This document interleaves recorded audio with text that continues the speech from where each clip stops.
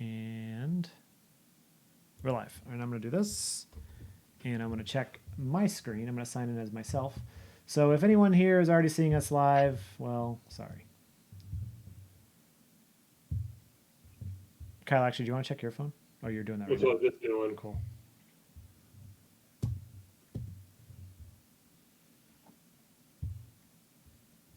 Oh, yeah. I think we're... Yeah, one watching. I'm going to do this. And 3 watching. Sweet. All right. So... Hey, Mike. Hey, Kyle. How's it going? What's going on? Pretty good. I just realized, how's the audio? I may need... No, I think audio's... Oh, you know what? I'm going to plug in headphones because I have a feeling this could screw something up. Okie dokie. No, we're all professional.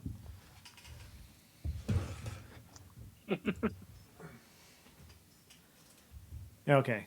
Can I still hear you guys? I can hear you. Cool. Perfect. Okay, cool. Yeah. So hopefully everyone at home is able to, because I'm looking at it now and I'm not seeing anything moving on on the screen, but it could be because I may be on the same network. But anyways, if it doesn't work, you know what? This is for us, right? Because we were supposed to get together today, and a crazy pandemic got in the middle of it.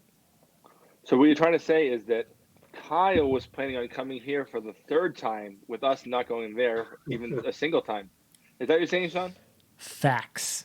It is easier for one person to travel than 2 people. I mean, Not when I make Sean drive me. Someone saying frozen cams. Shoot. So it wasn't just us. Well, let's go to my end. I mean, I'm seeing. Oh no, this is fine on. No, this is fine on us. They're talking about the actual stream. No, that's what I'm saying. It sucks that that's the case. Can you guys hear us? We can switch Yeah, to. Ken Peer Review said frozen. Hey guys. Yeah, I see frozen cams definitely. Yeah, it's frozen for me too, but.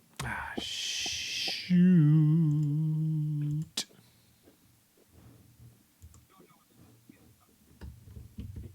The audio's fine. It's just. So the audio is working. Okay.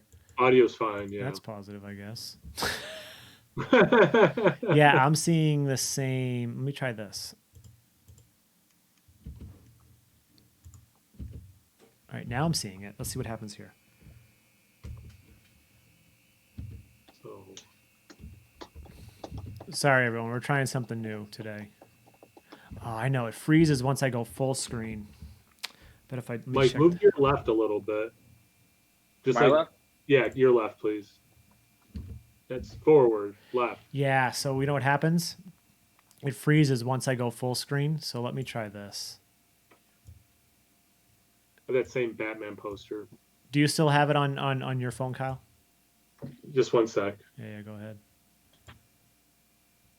Your audio is fine. Okay, yeah. So it was. I thought I was. So it's if I go full screen is when it kicks out. So yeah, I think this is gonna work. Kyle, move. Oh no, I can already see you. You're moving your phone. You're good. Yeah. Okay. Okay. Yeah. It's working. All right. So just remember. Oh, you know what? Because I had to like shrink it down. Oh, you know what? Worst case scenario.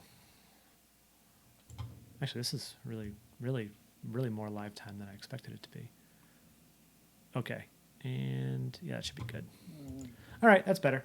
Okay, so I guess I can't go full screen for whatever reason, so this is the best we're going to do with getting out the Chrome browser.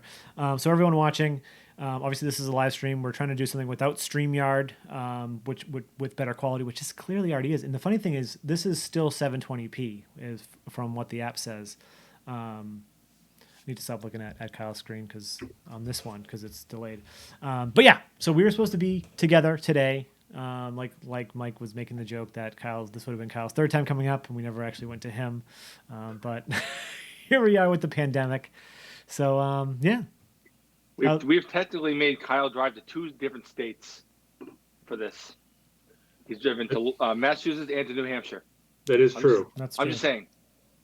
And only one of you invited me to stay at your home, and the other person made me stay in a hotel. So that's true. Oh shit! Even better is I don't think I even set up an air conditioner in the room I made him stay in. So I mean, it was summer. Too funny. Too funny. No, that was awesome. It might have been an AC. I don't remember. I remember sleeping well, but part of that was probably the drinking. So We did do some drinking. That did, well, yeah. the second time when he said at your place, Reed was here, so we definitely did some drinking. oh yeah, he did come. Yeah. I remember one point at the end of that night, me and you were like on the couch at one point. Like I was on the arm of the couch. And this basement room is not that big. And like Reed and Mike were over here having one conversation. Kyle and I were on here just talking about God knows what. Just like the whole night just went and turned into a giant blur. I remember we were on that couch. I think like we had a really serious life conversation. We Like, did, but I don't fully remember it. Do you? yeah, it's cool. Crap. I'm No, I'm I know sure we're talking if like family, like being like fathers and oh husbands. okay yeah okay It was yes like yes family yes stuff, yes yeah. yes okay yes. Yeah, that was a blast. That's Whenever why we didn't talk to Mike about it, because he's not a father and he's not that much of a husband either. So Nope. I'm losing my mind inside. What's everyone drinking? I'm drinking the beers you guys sent me. I'm drinking Melcher Street. Oh, nice. Did you review it or just open it? I didn't review it because I have reviewed Yeah. this beer before, not this batch. Nice. Right. So I just figured it would be appropriate time to drink it since you guys sent it, but I already reviewed it. Yeah. Nice. What do you think of this batch? Do you hate it as much as Spring? Yeah, I think Trillium's really gone downhill. I think Makes that sense. they're nice garbage. Yeah.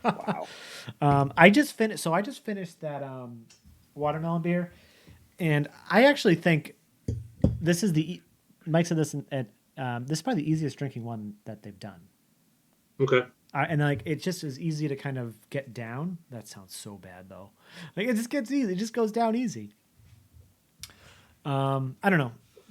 Obviously, we haven't released those reviews yet, but they're going to be coming next week, so you'll all see them.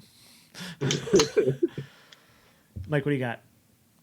Are you still have the Spyglass? I have the State Machine Double Dry. I have Citra, but I have another can, so I'm going to refresh my glass. Ooh, another can with of the the- same. Speaking of Spyglass, with I the- have Mixed Berry Entanglement. Nice. Yeah, that's one of the ones you sent me, right? Yes. Yeah. Yep. Yeah. So Spyglass, for those that don't know, they're a Nashville brewery right by Mike's house. They're making absolute bonkers beers. Fucking bangers. You just got one today that I have not tried yet. How is that? It was the double IPA. It was called Spatial something, and I opened it on like a work happy hour, and I poured it. And I took a first sip, and I was like trying not to look like that complete utter beer snob on a work WebEx, and I'm like, I immediately texted Mike. I was like, dude, this double IPA legit tastes like Treehouse. Like it has that like bubblegummy yeasty vibe. It is outstanding. So, go ahead. No, you go ahead, Kyle. Go ahead. Well, I was going to take the conversation with that bubblegum thing, so it's going to take a little bit of a sidetrack if you want to say something specific Yeah. about this. Yeah, I was going to say that when all this does eventually blow over and we make Kyle drive this way again without us driving to New York, Yep.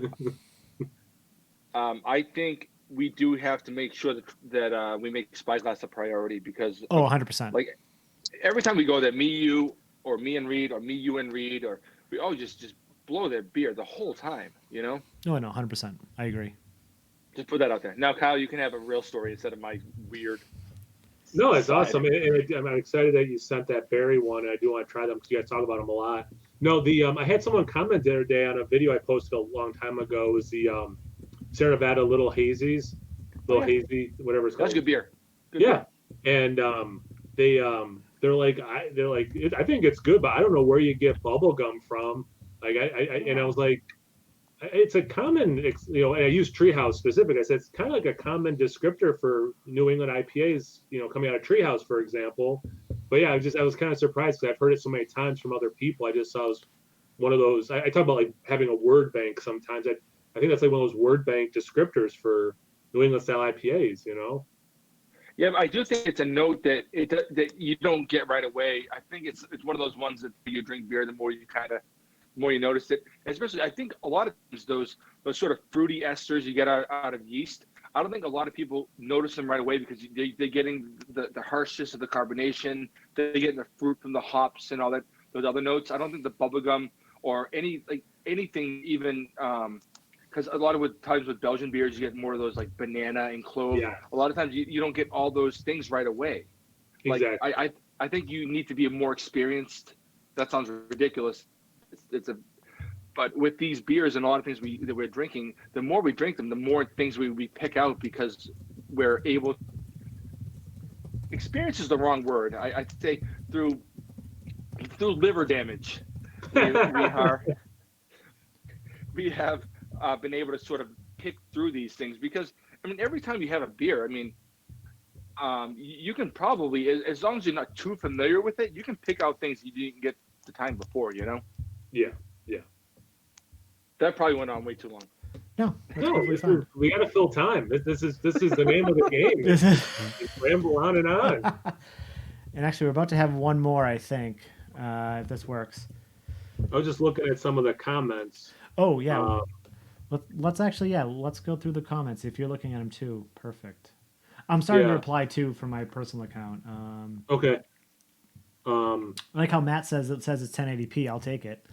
Oh wow! And then Till Beer do us part. I already replied the comments, but he said he wanted to stop at Spyglass on the way, but the times that they weren't open, which makes sense because Spyglass has like weird hours. Like they don't open till because they have day jobs, right? So it's a small shop. I think they open like 4:00 on a Thursday or Friday, and then they're obviously open all weekend.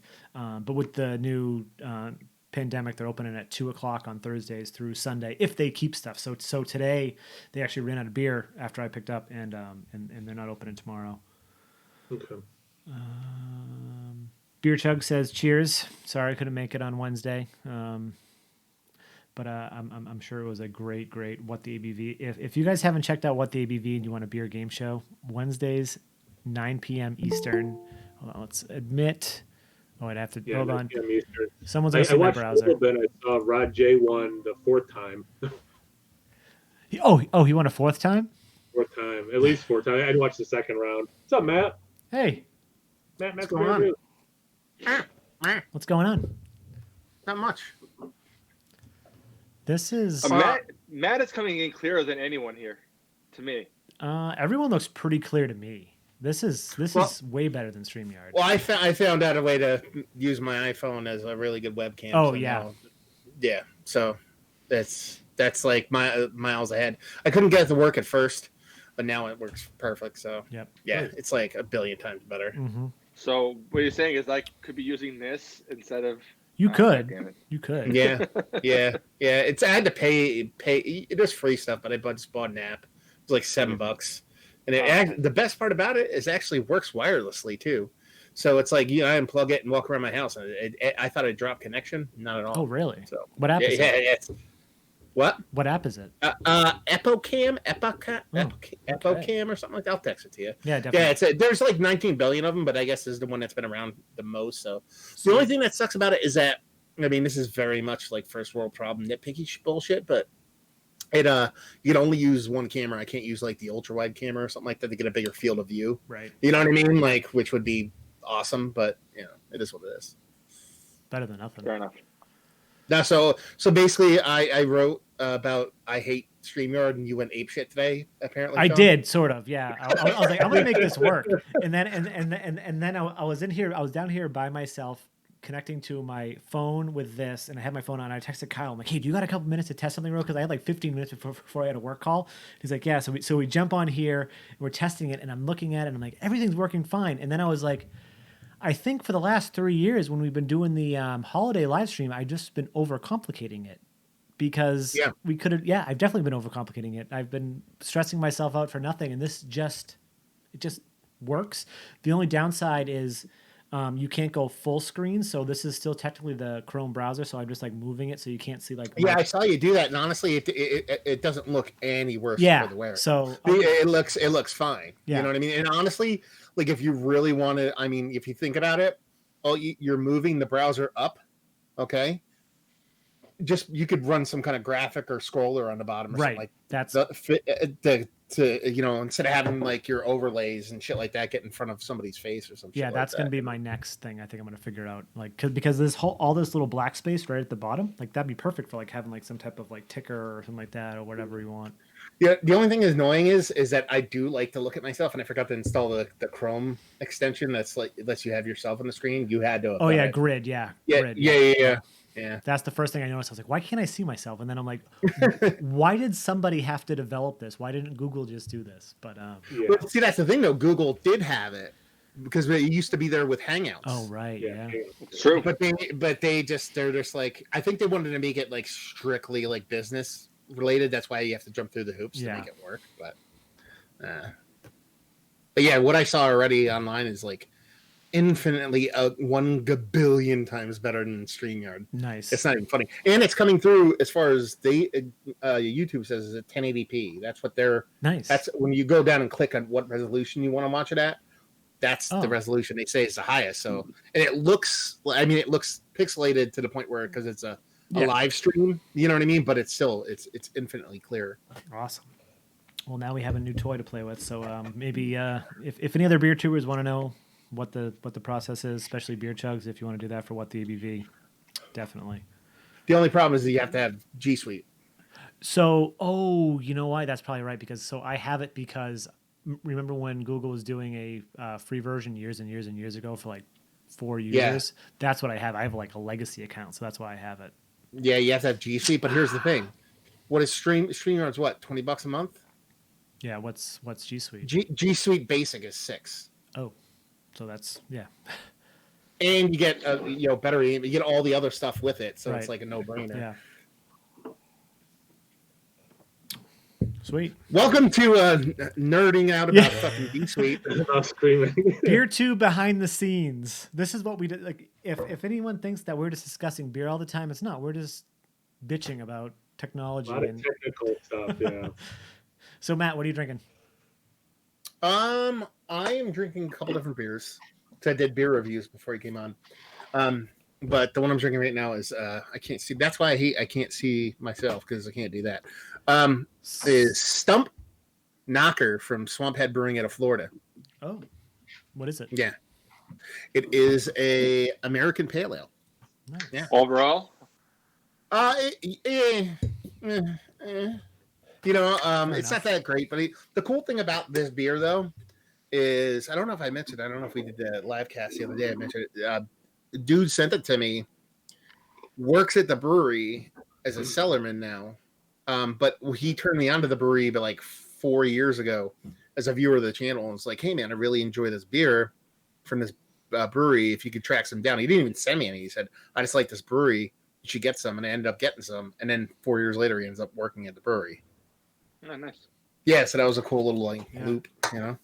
But it's good. It's like malt. You know what it tastes like? Have you guys had because it's low in ABV. It's like 5 and change. Yeah, have you had little what is that? What's the lighthearted ale? Not too hearted, but lighthearted. No, I haven't had that yet, but I've heard of it. I haven't had it yet. No. It's like a lower ABV version of Two Hearted. So it's like malty and a little bit of resinous, citrus, stuff like that. You know. Nice. What about you guys?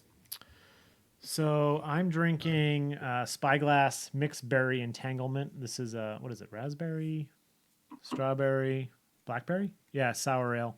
They're a brewery like literally right around the corner from Mike, and they're freaking killing it. Actually, I should the next time they do a big drop, Matt, I should send you some because they're doing some crazy stuff. Spyglass, you said? Yeah, Spyglass.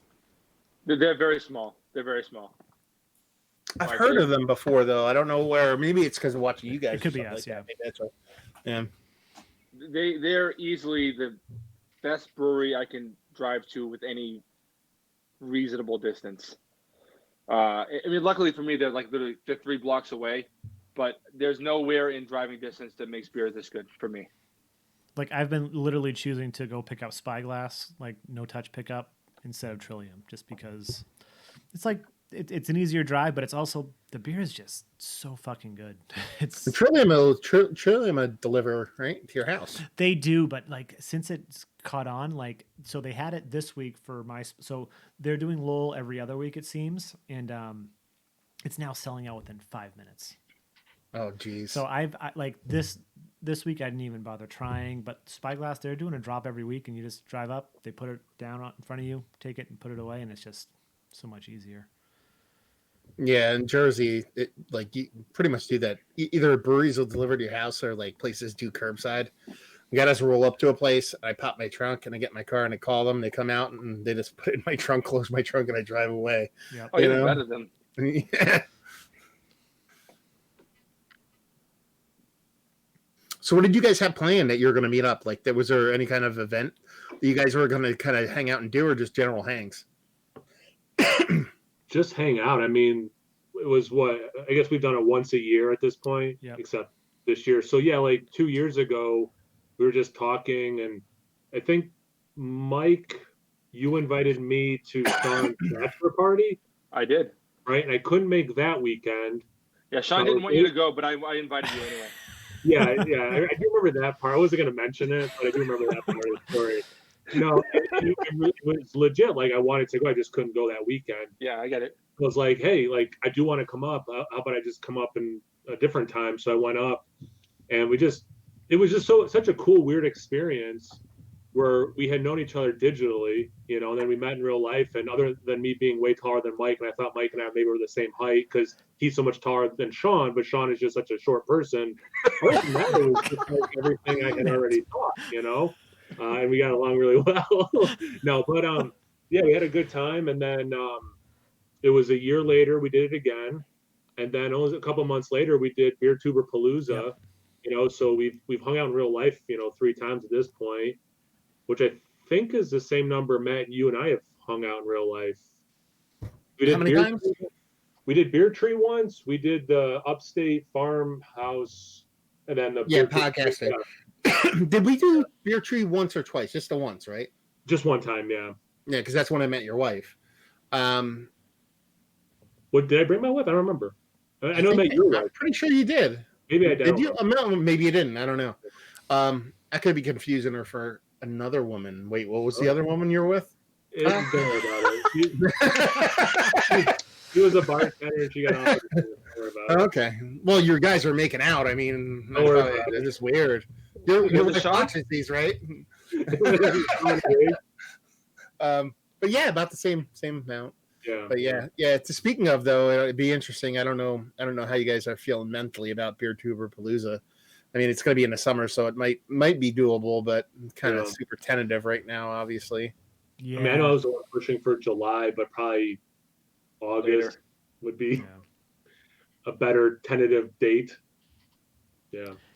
We could do something crazy on here, just like, I mean, whatever. I got ideas. Yeah, because Kyle and I were talking, and I don't remember if it was just Kyle and I or if it was in the group chat with Mike, but we could do like 2 or 3 live streams, right? Like the main live stream, and then we could have 2 like breakout rooms where like Kyle and I could go off and do our thing. Yeah. You and Mike could go off and do your thing, and then we still have like the mainstream, so people can kind of pick and choose what they want to do. So I don't know. It's a thought. It's something. But in person is the priority. Hopefully, that's the best part, right? Is us all getting together. Like, no offense to the fans, but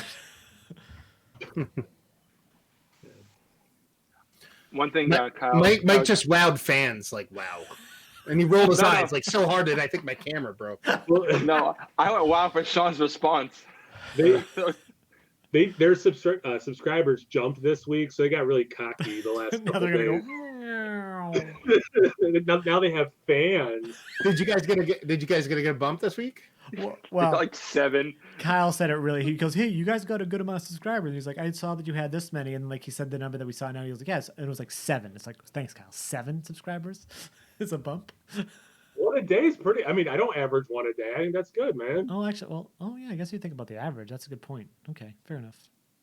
I'm sorry that I'm a fan of your guys, and I was happy that you were doing well. Sorry, I see the error of my ways. One thing Kyle brought up a little while ago was when I invited them to the bachelor party. Kyle, do you remember how this conversation went? Oh my God, yeah.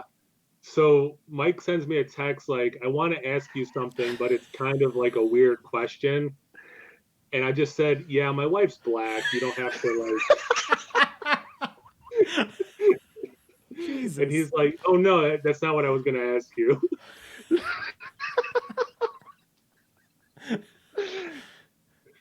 Yeah, That's true. it's true. Yeah, life experiences. Yeah. Life experiences led me to believe that was going to be the question. The thing is, my wife isn't white either, so that wouldn't be a question. Yeah. I've just had that question before, so that's why I thought that was what was going to happen. You've had someone legit text you and ask you that question? Yeah, that's happened. Yeah. Was it your parents? What beer's everyone drinking right now? I'm drinking the one I reviewed today. If you want to know my thoughts on this, go over not now, but to my channel. I actually see you pouring it right now because I have my iPad up because I was trying to see if I could see the chat on there. But yeah, go over to Kyle's channel. You only have 10 views, Kyle. In 10 hours, a view an hour. It's not very good. That can't be real. 1 second, everyone. I have to check on that, see what the real number is. Yeah. Jesus Christ. Oh man, this is great. Let's go to the comments. Kyle and I were talking the other day, Matt, and we're like, you are really great at emceeing like live streams. Clearly, this is just like, and this is another downside of not having StreamYard. Like I'm going to the comments here, right? So you can't actually put it up on the screen. There has to be some way to like. There has to be maybe an extension or something, another one to where you could like feed comments into something. There has to be. Well, the thought is you could do it because you know who's actually done it is the guys at I Drank Beer. So I think they're using OBS or another similar program. When I was talking to Bob, I think we could, I could move this over, right, like our chat, and then I could and then I could capture the other browser window with just the chat in it. I got you. Yeah. This is probably something we should probably play around with. On I'm good, dude. I'll have to. I'm glad you did all the heavy lifting on this shit. How do you do this? Thanks. I'm going live later. You're not invited. Go fuck yourself. Damn it. Last week, Sean and I, we set up a live chat on Sunday, and we watched 2 hours of the Godfather saga. And just shot the shit and drank beer. This is becoming a really nice way to spend time with friends that you can't spend time with, even ones that you spend in real life. Yeah. Oh, dude, I like last night. I did one of these, but with in Zoom, which is what everybody's fucking using, which is like it's like worse than StreamYard because not from quality, just fucking security. Yeah, but it was a Steal This Beer podcast 50-person fucking hang. Oh, so it was everybody from Steal This Beer, and it was 50, and it was like 50 people that they invited, and we did like a 50-person online hangout. How is that? Your anniversary thing or something different? Yeah, because they were just like, they're like, we can't do because they were going to do the anniversary thing in a live show, but they can't do it, obviously. So they're like, fuck it. They're like, let's just hang out and drink beer online. And it was like 50 of us. So they live streamed it on their Facebook. But it was a shit show. It was fucking awesome. Yeah. That sounds like a lot of people. Like it actually worked out pretty well because like you were saying, like I'm pretty good at like moderating. I'm not good at moderating. I just like sound of my own voice, so I don't shut the fuck up. But that's kind of how Augie works too. He's very similar in that sense. So the worst part about a live stream is when no one talks. Well, if you have someone who won't shut the fuck up, then you don't have to worry about that. So valid point. No dead air that way. Yeah.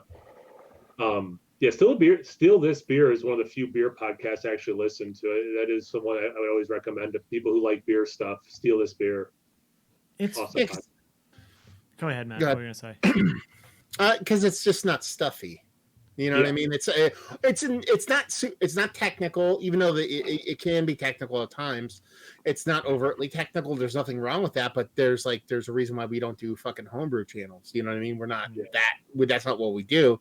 Yeah. And it's not stuffy, and it's like I've literally been there when people are like, let's put it this way, they're not going to have anybody on. Like, there's people who wanted to go on there, and they're like, no, you're a fucking asshole. Go fuck yourself. You know what I mean? Like, just like that, you know? And it's not like they're not trying to be mean. They're just like, that's not the conversation we want to have. You know what I mean? It's about being good. So, all right.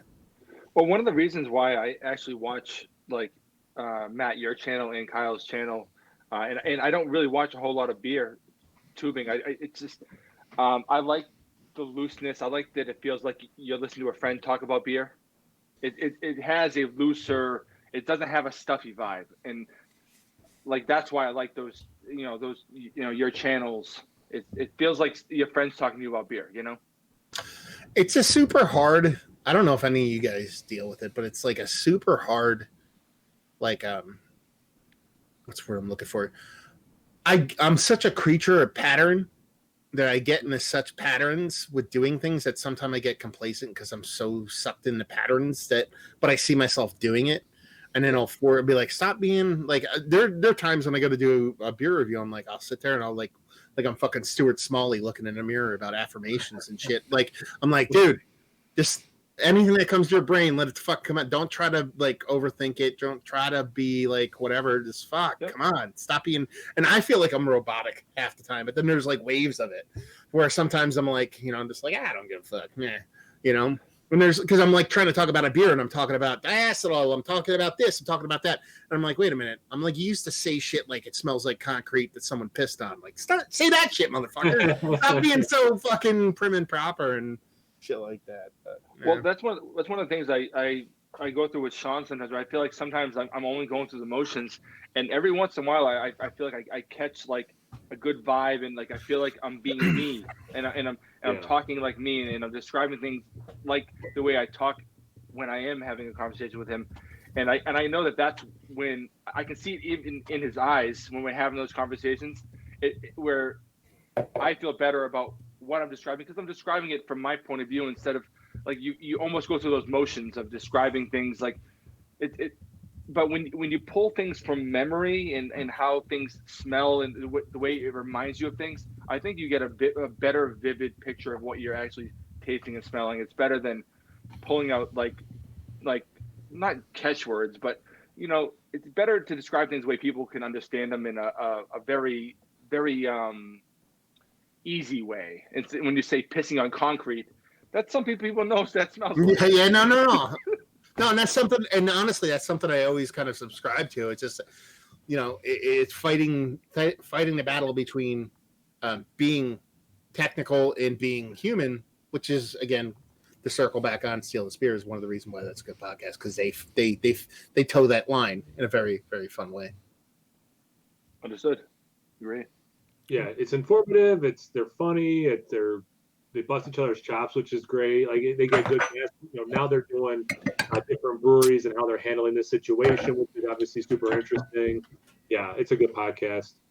Yeah, that was a big discussion last night. Actually, they're like, we feel weird about not going to a brewery. Are you guys okay with us doing phone interviews? And everybody's like, we don't give a fuck. We'd rather hear new people than you interview the same person 5 fucking times. I'm loving it. Yeah, it's like the late night talk show host too. Like, I haven't been watching those for the last few years. I'm loving the stuff on YouTube. Like, it reminds me of like the writer's strike where they had to like do weird, innovative stuff. Like, I think it's cool. It's getting them out of their comfort zone, and I think it's delivering on their podcast. But yeah. I actually think it's interesting too, because what you're doing is I think that in a lot of ways, a lot of people, what they've been surviving on is like brand. And now what you're doing is surviving on personalities. And like this might actually in some ways create stars instead of like having the brand be the star.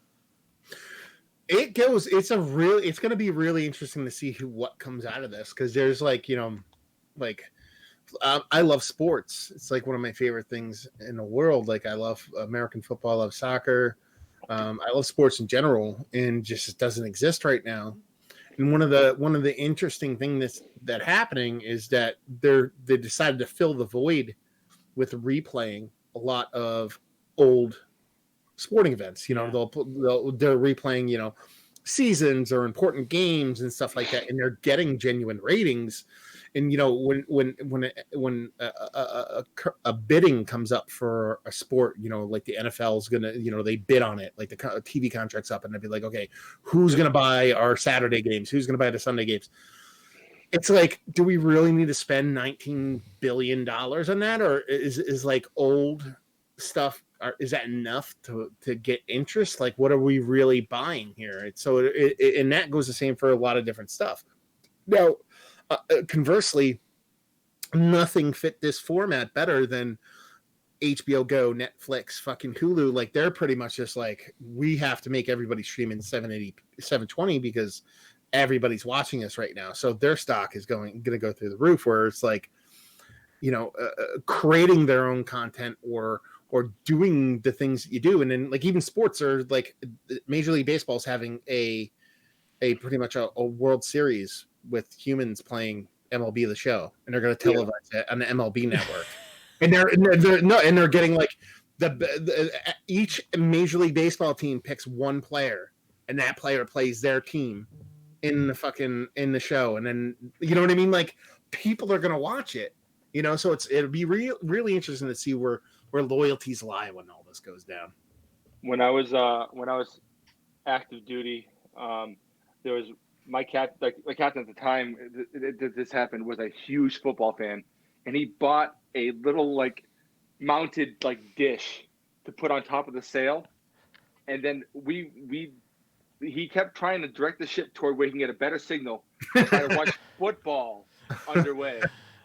And when it finally failed, people set up an Xbox to play for the Super Bowl. The two teams that were playing the Super Bowl to play each other, like play the computer. That's amazing. While we ate dinner, watching a fake football game. So what was the turnout?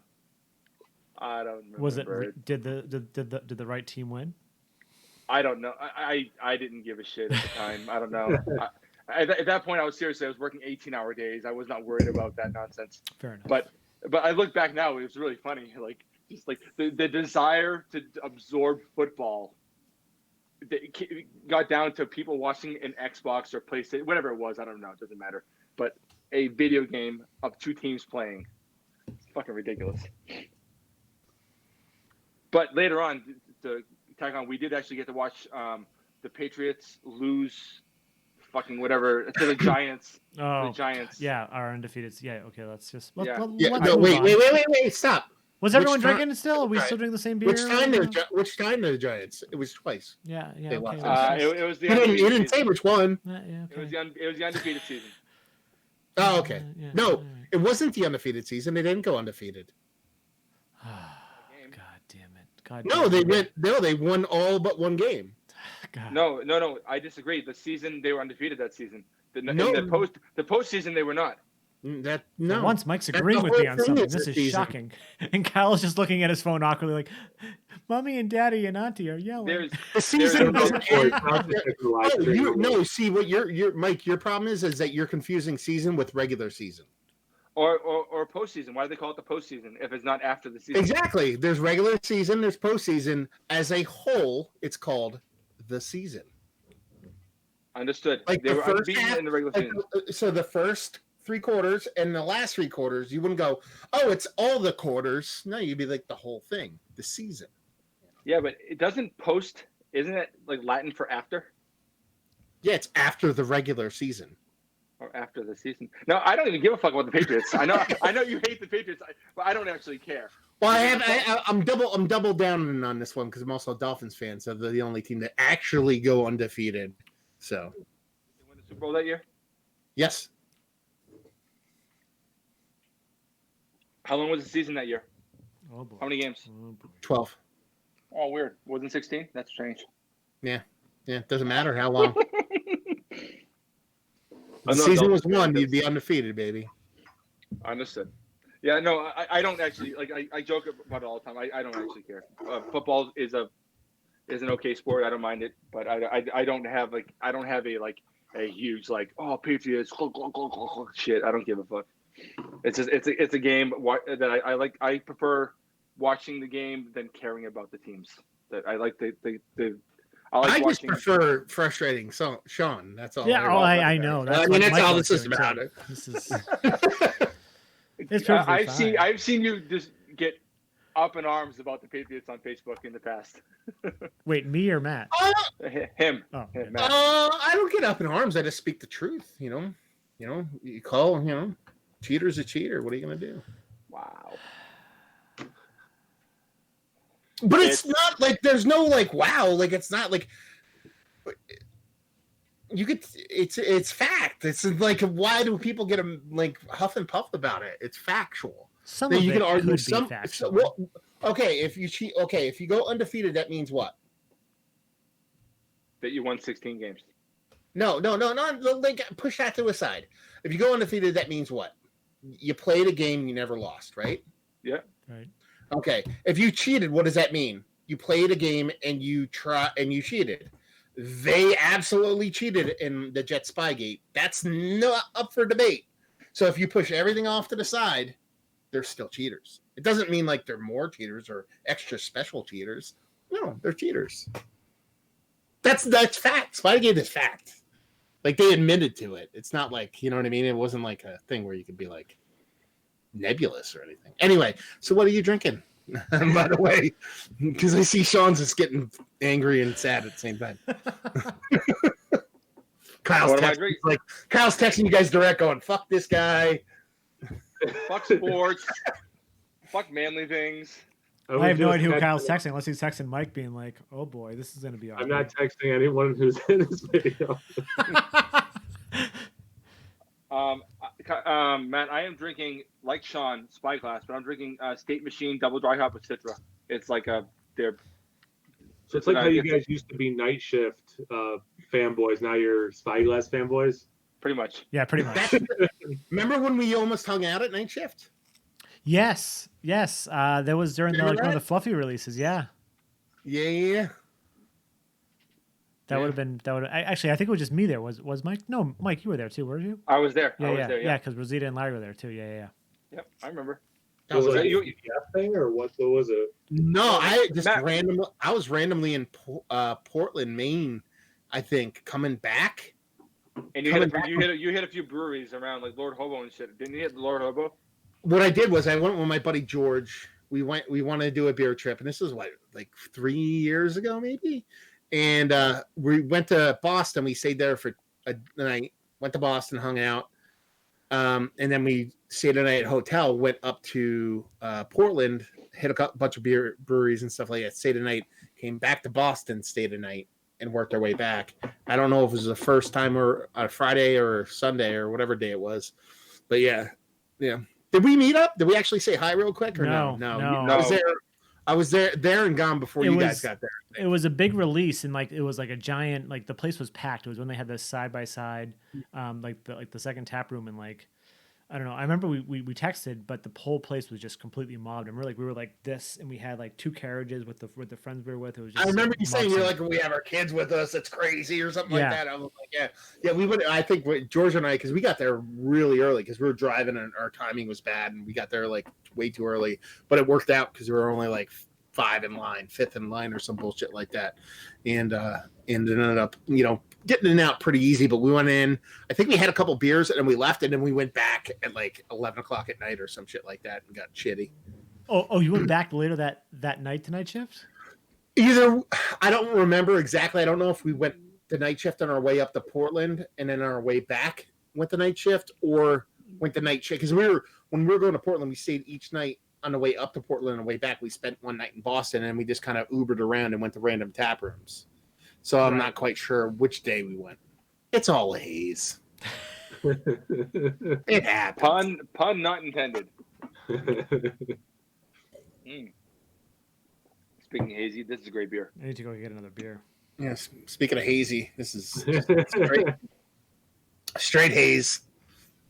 So speaking of meeting people in real life, Matt, you had met Joe from the Beer Patrol before Beer Tuber Palooza, right? Like because of the. Oh yeah. No, we hung out a couple times. Okay. So what happened was, good job. So what happened is when I first started doing beer tube and stuff, which yesterday was my fucking 6th anniversary, by the way. Which is crazy. Yeah, it popped up on my Facebook when I kind of put it on Facebook being like, hey, people, which is weird because I never post beer shit to Facebook, like ever. No. But at least on my personal page. But I started doing like beer stuff and then just randomly started chatting up with a couple different people. One was a guy, he still does beer tube stuff. His name's Chad Albino Rhino Chatting up him, and I ended up chatting up Paul. His name's Paul from PA Brew News. Is his name? He's a little bit of a gritty fellow. Super nice guy, but he's just he's weird. He lives in the middle of nowhere. So we ended up striking up a kind of a friendship between us all. So there was a couple people from Canada, and Paul. We were kind of like just online. We'd hang out. We did basically this every Wednesday. It's called Beer Dweebs United. Every Wednesday in Canada, and it was like every fucking Wednesday, and and that's how I met Joe. But then from there, that Albino Rhino, he actually throws a beer festival in Niagara, right outside Niagara Falls. So me and Paul decided to go up one year for it, and it was probably like 2014 or 15, and that's when I met Joe in real life for the first time. And then that far back. What's up? That far back? Wow. Yeah, and then he came down. I went up to Buffalo once and hung out with him. He came down to my house twice. We hung out, and then I went up to Shelton Brother Fest. That was after Beer Tube Palooza, but then at Beer Tube Palooza and then Shelton Brother Fest. So, and then he came down once. You could actually see if you go into Paul from PA Brew News, type in Oktoberfest in his videos. You can see a beer video from 2014 or 15 of me and Paul and Joe doing an Oktoberfest, like 12-way fucking tasting in Paul's like house in the middle of the woods where we thought we were going to get attacked by a bear. Yeah, yeah. So I've known Joe for quite some time. He's such a good dude. And you knew him or met him before he had a channel by a couple. Oh years. My God, that's the thing though. Like that's the running joke. Is that he would always joke about starting a channel, but he never did. So he pretty much like there was like when I started doing the beer tubing stuff, there was a lot of people that were kind of did their own thing. Like OG status, there was Chris from Beer Geek Nation, and there was Ryan Rashawn, who was out in the West Coast, and then there was a couple people, and they were all kind of under the Beer Geek Nation umbrella.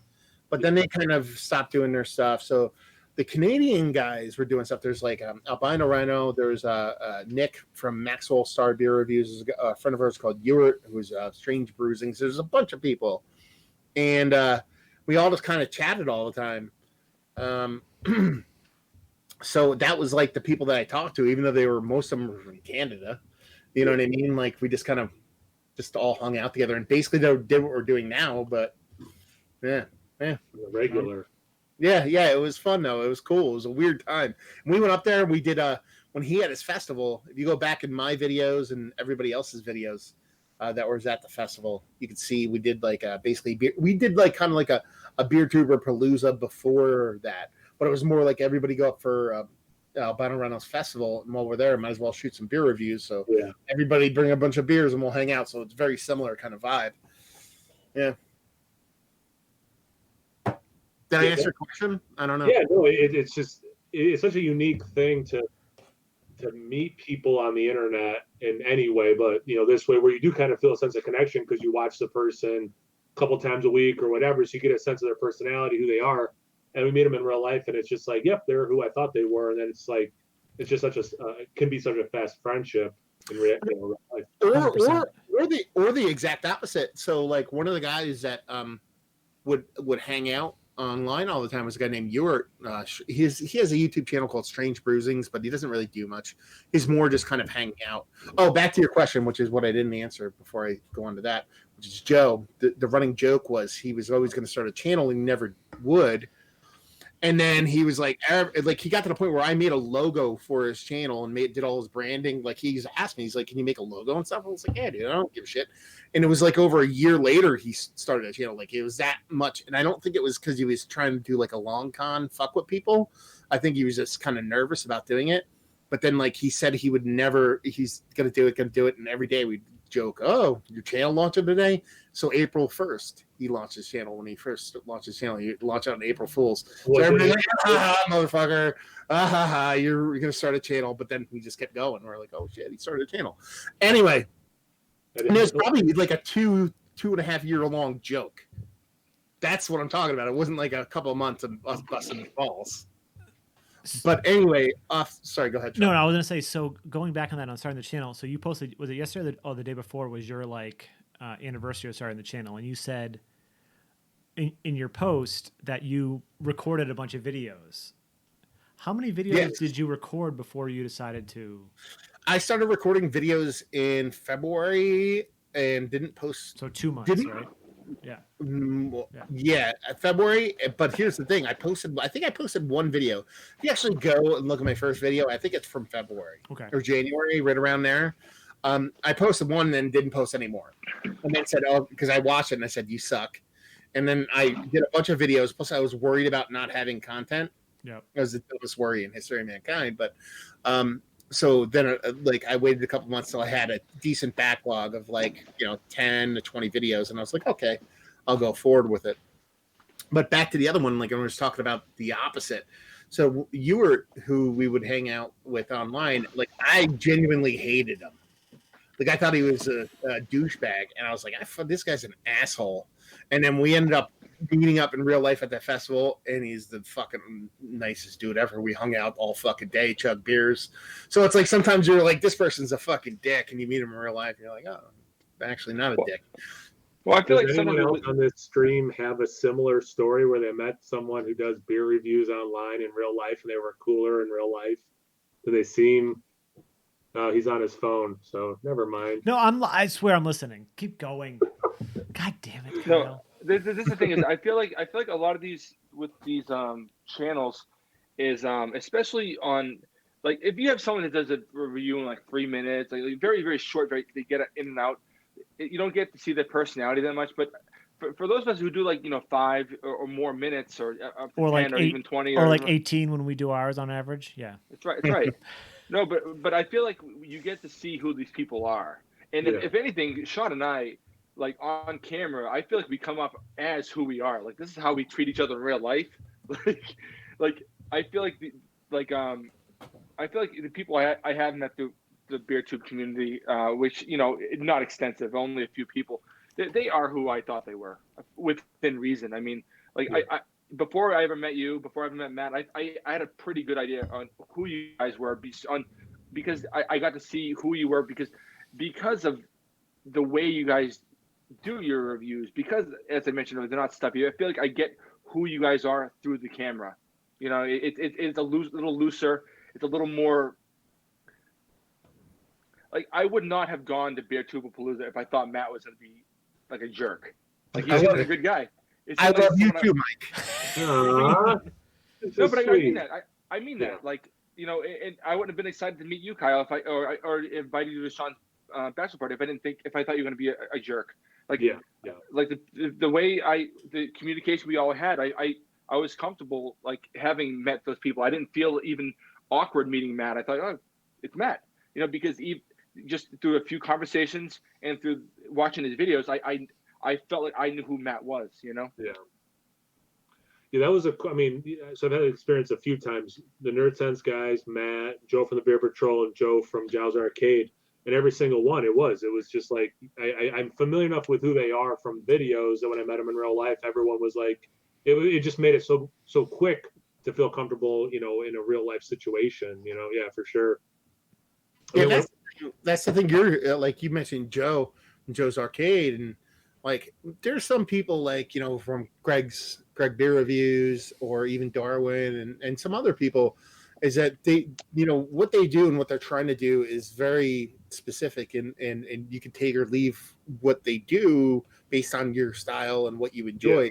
But I don't see those people interacting or going out and trying to connect with other people that do the similar things.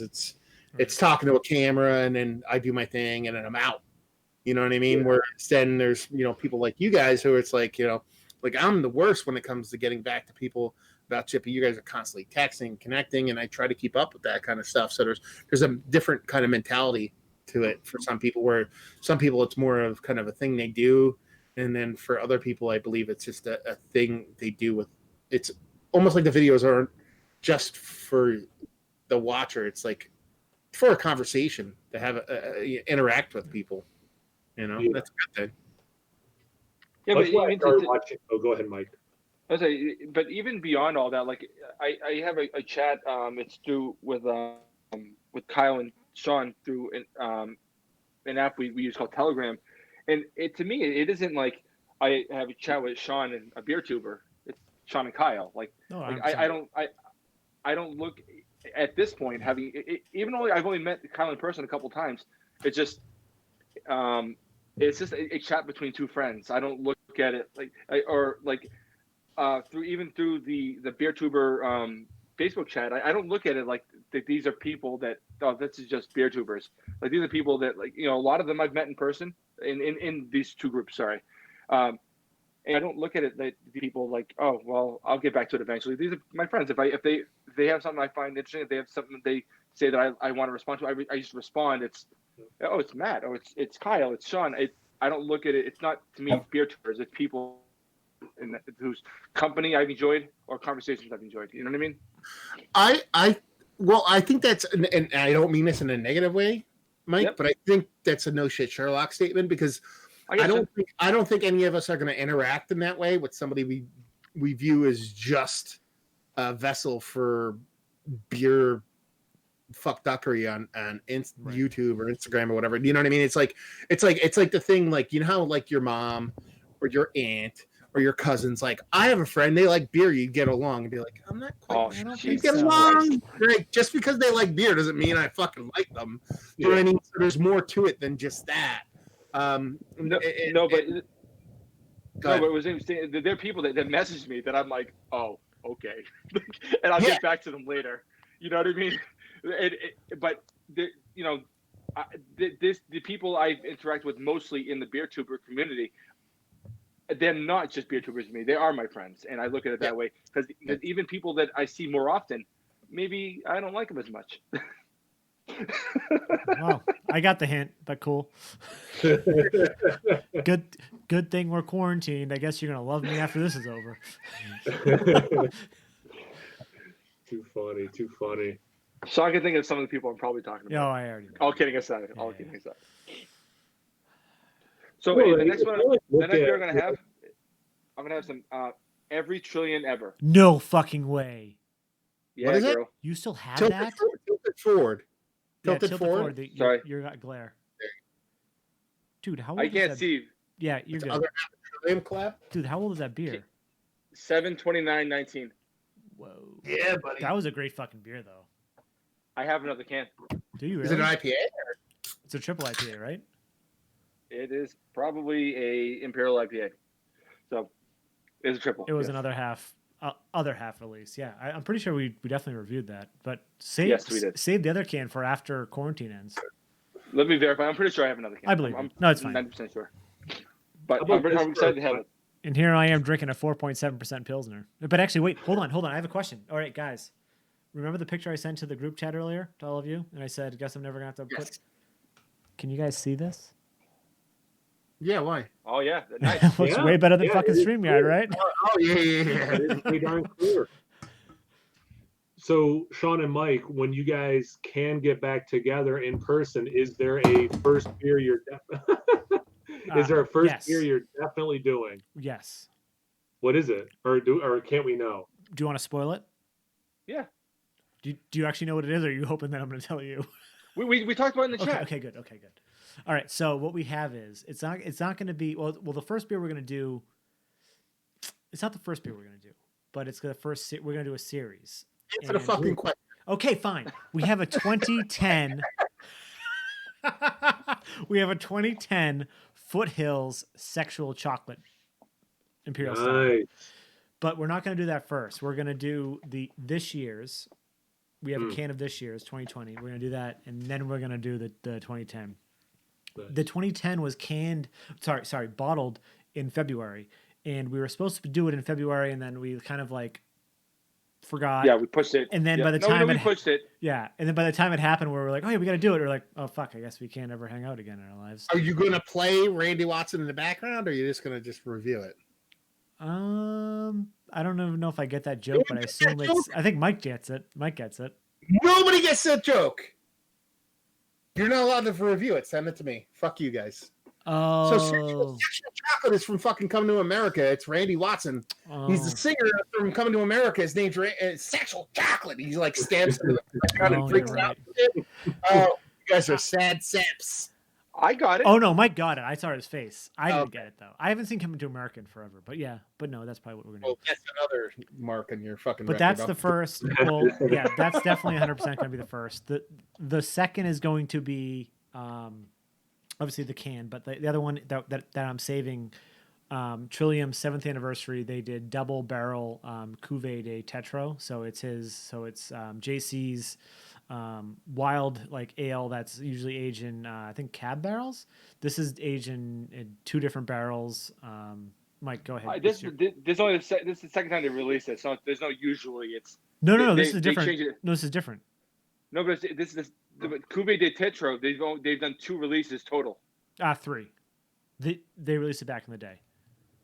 Oh, okay. But anyways, I got the one from a couple of years ago. Yes, go on. And then okay. No, what I'm saying is I don't think they have a usually aged here. I think they just every time they've done it something different. So we definitely but long story short, we actually have a list of beers that we know we want to do together, and all right, so here's another question, not to be like morbid, but like this has kind of made me realize, from like my beer cellar, drink some stuff maybe that I've been waiting for a special time. Are there any beers that any of you guys are like, I should just drink this now? And again, this is not end times. I'm not worried about it, but it has put a little bit of a bug in my, back of my mind. Like, hey, you know what? Just drink it now. I've done it. There's been, a few Hardywood beers that I've been saving. But there's also there's so many times, there's so many beers that I save, for Mike and I that just are sitting there and we just always just forget to do them. So there have been a few Hardywoods I've definitely drank on my own. And then there's also, actually, pretty much funny enough, now that I think about it, it's all Hardywood. Like there's a Christmas Island that's sitting in my fridge that I think I'm just gonna drink this. No, but even how many times have we sat there? You're like, oh, I'm saving this for a review. I'm like, why don't we just drink it? Yeah. Why don't we enjoy the beer for the beer because we're friends? Yeah, that's But even like the beers, even that beer I want to share with you is the thing. No, I get that too. I stopped with beer. I stopped putting on a pedestal. The only thing that prevents me from drinking certain beers is knowing I don't feel like drinking a bomber to my face. Yeah. So something like this, the Trillium, it's in my fridge. I'm like, I just don't feel like it. And then I was like, well, I don't know. I'll have it today. Fuck it. And I would grab something out of the fridge and I saw it. I was like, I'll have that later. I do have, quote, a beer cellar, but it's nothing that special. There's some cool stuff, I guess, but the only thing that's preventing me from drinking it is the fact that I don't want to drink it by myself because it's a huge bottle. Yeah. But I've definitely, drink the cellar is my mentality now, and I know Kyle's been doing it too. And the stuff that I have been pulling more often, I've been trying to pull more sours because my wife likes more sours, so I've been pulling the more night shift Barrel Society stuff. That's more sour for that reason, that I would normally keep because I know Mike and I have talked about doing like Barrel Society, but again, it's one of those things we've been talking about it for years. We haven't done it, so are we really going to do it?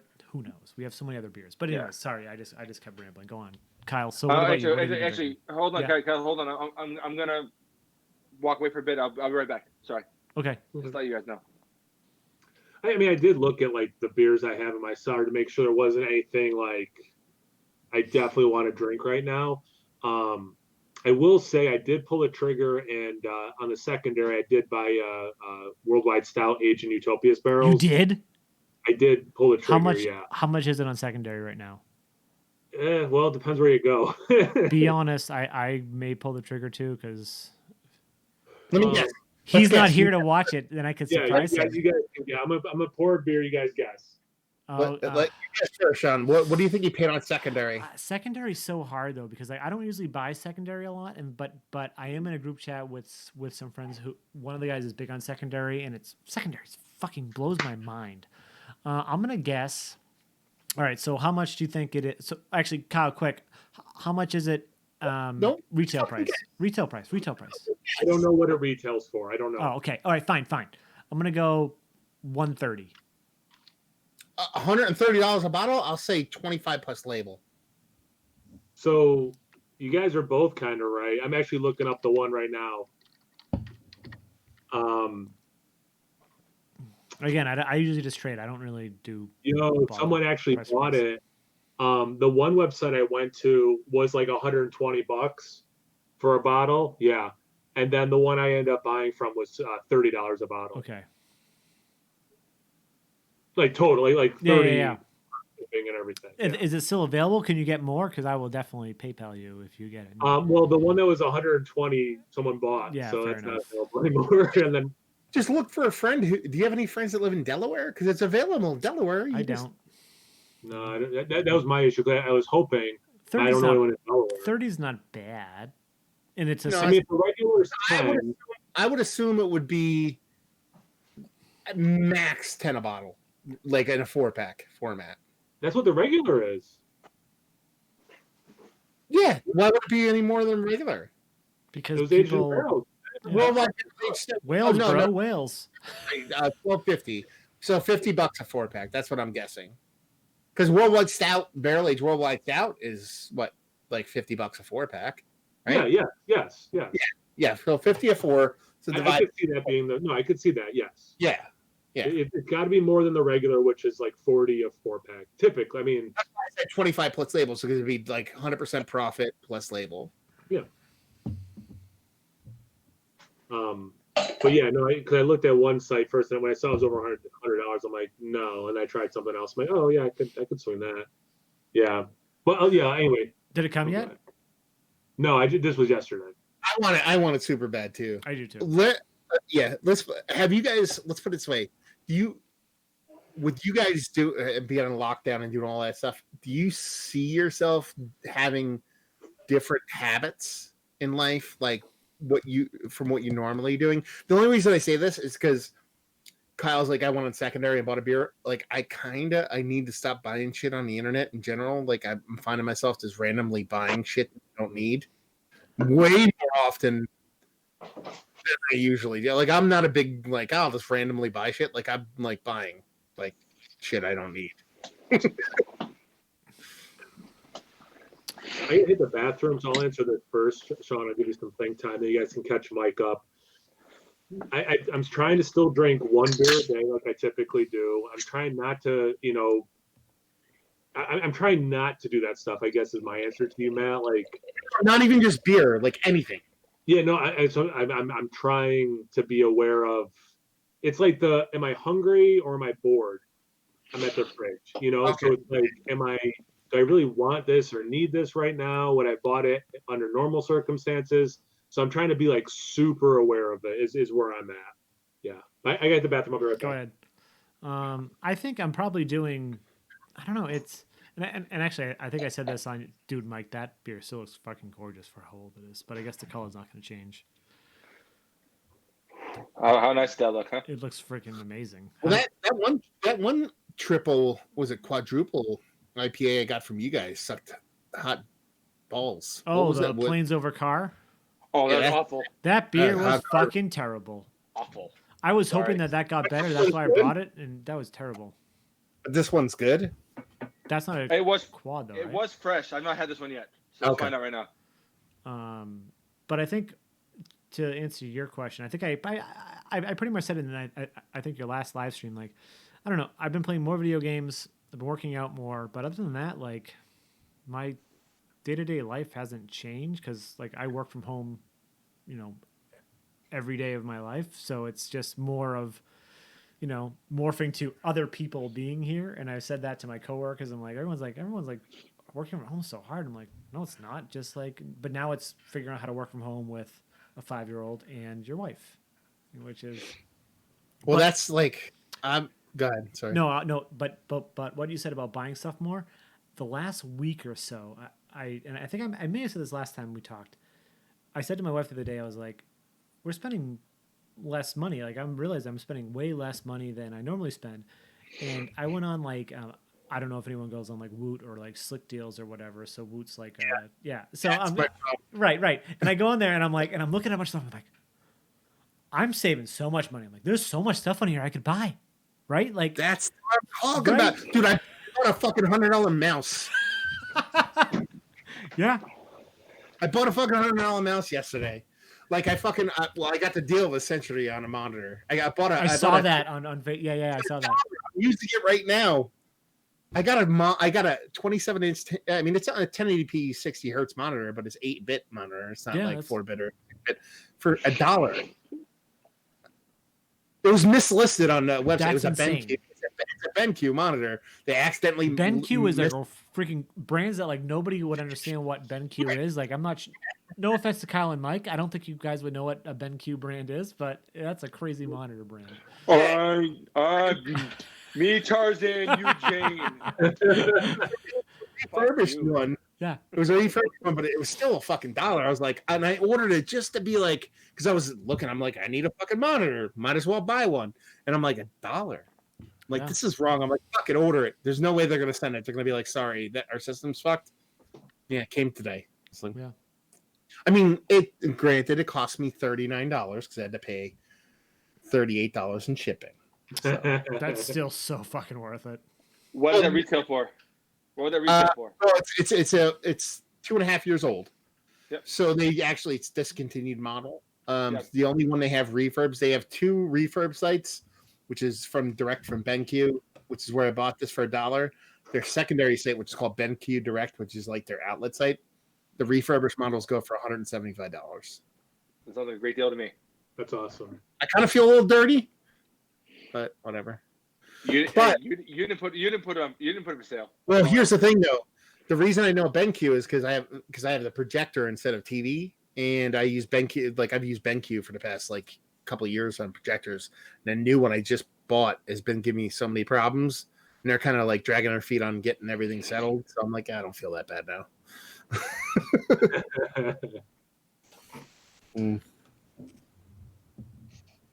So what was the question you guys are answering right now? Because I went to. Do you see yourself are you moving into not necessarily buying random shit, or just is there some kind of habit that you're developing that maybe you didn't have before? Like being lazier, being more active, sleeping different, buying shit. Like I don't know, just like some kind of randomness. Well, I'm sleeping different because my work hours changed for sure. I'm not sleeping different in such that I get more sleep because I don't get any more sleep. I'm really limited to 4 to 5 hours of sleep no matter what I do. But like I will lay down at different times than I used to, even if I don't plan on sleeping. So that has changed. As far as purchasing things, not really. I'm actually saving money because I'm spending less because I would out of boredom just leave the house and just go somewhere and spend money like an asshole. Now, it's a little like I'm sort of trained in my own way to be nervous about buying things online. Not nervous about like quality, but like, do I really need this? Do I really need this? Do I really need this? I'll put something in my Amazon cart for days before I hit buy. You know, and I had something in my cart for a long time that I thought was way overpriced. And the other day I checked and it was like $50 cheaper than last time. So I was like, buy. And that was seat back protectors for my car so I can put my dog in the back of my car. So I got them. I'm going to install them probably tomorrow.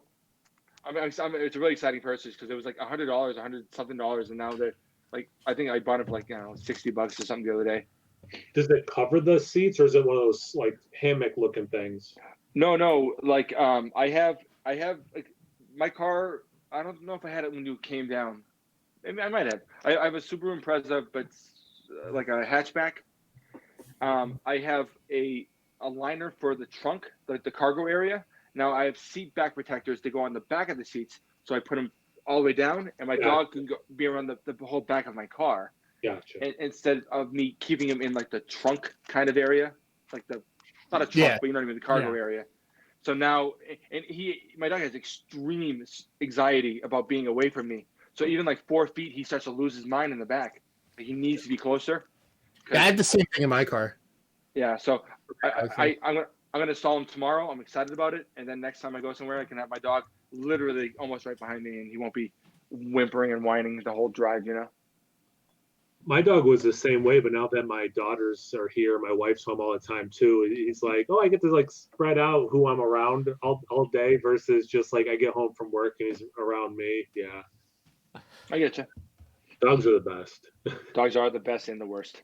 This is the perfect time to get a puppy, and I kind of wish I did decide to get a puppy, but I didn't. And I wish this was the time where I'd be like, hey, guess what? I got a puppy. I didn't. But there were like a couple people like at work like, hey, I got a puppy, and I'm like, that's perfect. Makes sense. Like, Sean, you are like almost deathly allergic to dogs. yeah, What's but I wrong could with get a hypoallergenic dog. So and There's you one. know I love There's dogs. one. You know I love I know you dogs, do. regardless Get one that I'm allergic. tomorrow. Get one tomorrow. Oh yeah, makes sense. Deal. Okay, I'll just send you guys all pics. That's what I do now. Dogs are the best, man. I'm gonna go to the comments because I feel like we've been Bring them up on the neglecting. screen so we can all see them, okay? Fuck you, Kyle. I'm gonna say, okay. So Beer Chug says, "Gotta watch Coming to America if you can't remember Sexual Chocolate." Yeah, for sure. Apparently, I'm a complete asshole. Mike, I how come forgot you that. haven't in all of our Sexual Chocolate reviews? Have you mentioned this? No, but I only rewatched the movie like last fall. I wish you'd be like, that. no, because I knew you were stupid. I wish that was how you said I it. think Sandbag in here. I don't think he actually was in on a joke. He just made a on-time facial expression that makes everybody think he was on it. So Take it till you make it. No, Sean, Randall brings up jokes about it all the time, and he made me rewatch it last fall. Randall made you rewatch it? Well, he wouldn't shut the fuck up about it. Oh, okay, fair enough. well, if you say you had Hold on. to rewatch it and you haven't watched it because it's the best movie of all time, you shouldn't be forced to watch it. The best movie of all time is The Godfather. Sorry. That's not true. But anyway, go ahead. Oh boy, here we go. You were gonna read some comments. Yeah, I was gonna read some comments, and Matt already started answering them. But I guess we'll go around the horn. This is a really good one. So this is from Max Manal. How are you guys getting beer? Pickup, delivery, curbside, package stores. What's everyone doing? Cellar, obviously. Before anybody answers, Max is awesome, dude. I've got a couple beer mails from him in the past. Okay. Just super awesome guy. Did I pronounce that properly? I was Max McNall. I mean, it's Max pretty straightforward. McNall. Oh, McNall or McNall? I don't know. I say McNall, but you know what I say? Always confident, often wrong. Fair enough. And just say it and spray it. Huh. The last two beers I've had were delivered to my house from the brewery, which is really cool. And what a time to be alive for that. That's really rad. But, I bought, if I was going to buy beer, not from a brewery directly, go to a beer store, try to help them, try not to, maybe buy beer like a grocery store or something where I'm already giving them money. But definitely curbside pickup. There's a distillery I really like here. I think they're only doing it Fridays and Saturdays, but they'll do 4 pre-mixed cocktails for $35, like little bottles of each, which is cool. So I think I'll do that next week to throw them some business. But yeah, and they'll do curbside. You order ahead, you show up, they put it in. So yeah, that's definitely what I've been doing, Max. You guys Sean went to Spyglass today and got the. Yeah, I guess So I've been doing that. I haven't gone to a store in a while because obviously I think all of us have a shitload of beer. But if I'm doing picking up, I'll do Spyglass. I did Trillium a couple weeks ago. I haven't done delivery. I tried doing the Trillium delivery and it sold out, which is fine. And I just did curbside. But yeah, my beer consumption has pretty much been what I have in the cellar and curbside. I don't really feel the need to go to a store unless I really need like groceries and stuff like that. And if it comes down to beer, maybe if I really want a bunch of lagers and stuff like that. But I think my next big one is probably going to be doing curbside at Jack's Abbey. They're about 40 minutes away, but they're also doing build your own pizza. So I figure I'll get a bunch of lagers and then I'll get a bunch of lagers, bring it home, and then I'll do the build your own pizza. And my daughter's gonna fucking love that. So I think that's probably a plan, maybe for tomorrow or sometime this week. Nice. I already commented and kind of talking about doing the same thing as Kyle, but the one funny, I guess you would say, not even funny, odd anecdote to ordering online. So pretty much local brewery stuff, which has been awesome. Getting stuff delivered right to my house. And then I decided to do curbside pickup with like a local bottle shop. There's a bottle shop kind of franchise in New Jersey called Bottle King. I think they're in New Jersey and New York, actually. But anyway, you go online and you order what you want. but their online ordering system was like developed by the same guy who fucking wrote the script for. I was gonna say Craigslist, but that actually works. Like some horrible fucking website. So it's like if you don't even like if you miss capitalization, your shit's not gonna come up what you're searching for. And their beer, like when you go search for beer, you click on beer, and then it's all their beer, and then when the filters come up by style, it'll be like we have 10,000 styles of beer, and it'll be like lager 5, IPA 3. It's like, well, you obviously have more than. So it's like their online system's borked beyond recognition. So to compound on that is that I guess whoever wrote the system, built the system, didn't know how to like build their inventory in the system without it being available online. So basically, if they accept something in on this is my guess, if they accept something in inventory wise, it automatically goes onto the website, but it's not available for sale because it probably gets accepted in a distribution point until it gets dropped at the satellite locations. So what they decided to do was make the stuff that actually isn't in location yet. It costs $10,000. So like there was a beer I wanted. But it was $10,000 for a 4-pack. And I was like, so, I ordered what I wanted and I wrote in the notes. I'm like, hey, I want this beer. I see you guys have it's marked as available, but it says you guys want $10,000 a 4-pack for it. Can you give it to me? And he's like, oh, actually, he's like, we have it in our warehouse. We just don't have it here yet. And I'm just curious to see if I actually tried to buy it for $10,000, what would happen? You know what I mean? They would rush it there immediately. I want to do it so bad. You know what I mean? Just to see like $10,000 a 4-pack. Yeah, it's almost as it's kind of almost other half prices. So other half and trillion prices. There's a new movie theater by my house, and they're one of those ones that does food and drinks and everything to your seat. I mean, maybe I don't know. Well, it was actually the last Star Wars movie is when they opened up, so December. So they haven't been open that long, but they'll do food. And they're trying to do takeout, stay open. And they got on Grubhub. I tried to order food from them on Grubhub. 30 minutes later, I got a text or a message like, this did not go through. Like, okay. The next week, I tried on their actual, website that's set up to order online. I try to order. They say, oh, we don't deliver to you. I live a block away. So it's like Matt was saying, it's like, what are you guys like? I'm trying to give you business. Yeah. Like, and they keep posting their specials for the day. I mean, they're still doing it, but it's like they're shooting themselves in the foot constantly. How? Yeah, I'll like go there in person and be like, yeah, I don't want to be here, but I'm trying to like keep you guys open. Like, it's just ridiculous. Yeah. There's a phone number. Next time I'll try to call them. I guess that'll be my last attempt. Well, but yeah, I feel like some companies they just haven't figured this all out yet, and they're all these technical difficulties are actually causing them a lot of problems because no one foresee these problems.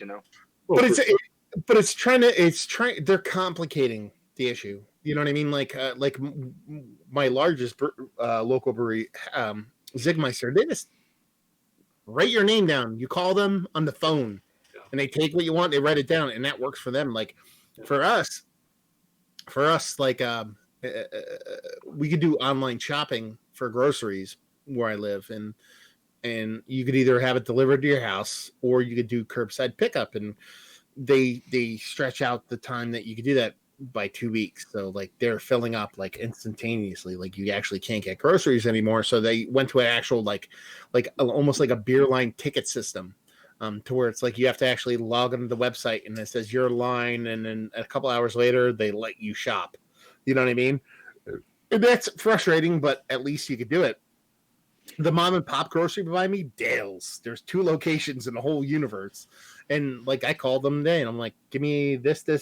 I ordered like 15 things over the phone. They're like, awesome. It'll be $50. It'll be here whenever you want it. And I drove up there and I called them. I'm like, I'm outside. They're like, okay, we'll put it in your trunk. And I drove off. So there's like all these, like you're trying to make it too complicated. I understand those big corporations, the huge supermarkets and some of the bigger beer stores. But like for local guys, so like that bistro you're talking about, the movie bistro, like their food, their kitchen is probably an eighth of of their business. Like it was Oh, probably movies and drinks, and then they serve food just because it's cool to get food at like a you know, they're probably just trying to make a buck. Just answer the fucking phone, make some food. Yeah, Give it to the person. You know what I mean? Now, if they're doing Grubhub, I assume Grubhub needs some kind of digital confirmation. Maybe that's the issue, but a lot of people are trying to complicate it, kind of like Sean with fucking Skype. Yeah, exactly. But speaking of, so not to like, this is the same idea. Funny thing is, we ordered today from a place, Warp and Weft. Mike will know what that is, right? Weird, right? Which is a bar in downtown Lowell that has the Dubliner. Been like 7 different bars in the last 7 years. It showed up today on DoorDash, I think, or DoorDash or Uber Eats, whatever, as free delivery. And I don't even know if Carrie and I have ever been there as when it was Warp and Weft. We've always been there like when it made through its numerous transitions when we were younger and we're bar hopping in college and stuff like that. And we're like, let's just order it. It's local. I actually ended up saying like I gave them a good tip, and then it was Uber Eats, because Uber Eats said, do you want to just give $5 to the business and then Uber's gonna match it, and then we'll give them $10. And I was like, yeah, sure, whatever.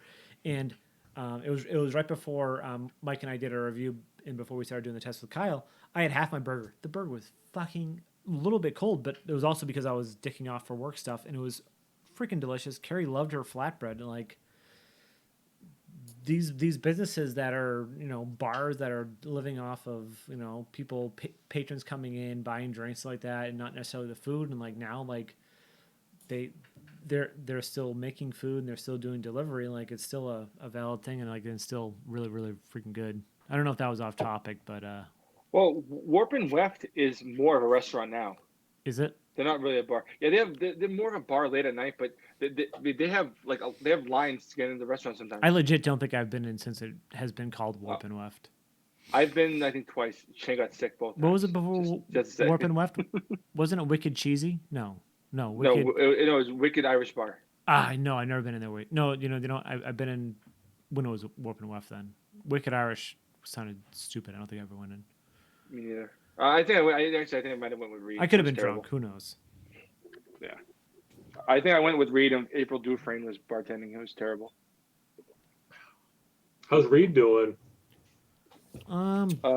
Good. Reed still Reed. He's Reed. I saw him last week. So when I did my Spyglass pickup last week, he got some Trillium stuff that I missed. So I stopped by his house. I was like, here you go. And then he gave me his, and then we chatted for a bit. He had his daughter in his hand, and, you know, we're just same thing was going on. Yeah. I did the same thing 2 weeks ago. We met at the back door. I put my stuff, like he had his stuff down. I grabbed it. I put mine down. Walked away. Like we shot the ship 10 minutes. Yeah. It's such it's so weird. It's like you just want to hug people. I just want to hug people. Right? Like just. I've been listening to podcasts that have, you know, guys like, I'm watching movies now and I'm getting anxiety by how close people are. I'm like, I thought the same thing. Like, it's so weird. It's so weird. I was watching. I'm like, why are they high fiving or whatever? Dude, I've done the same thing so many times. It's bonkers. It's bonkers. I'm like, why? How it messes with your mind. I have these weird thoughts. I think about them a lot because, you know, I think being a fucking asshole helps. But I think often, like, I'm not joking. I get up for work. I get ready for work. I leave in the door. I'm like, I can literally be dead in less than a week. I think about it every morning when I leave for work.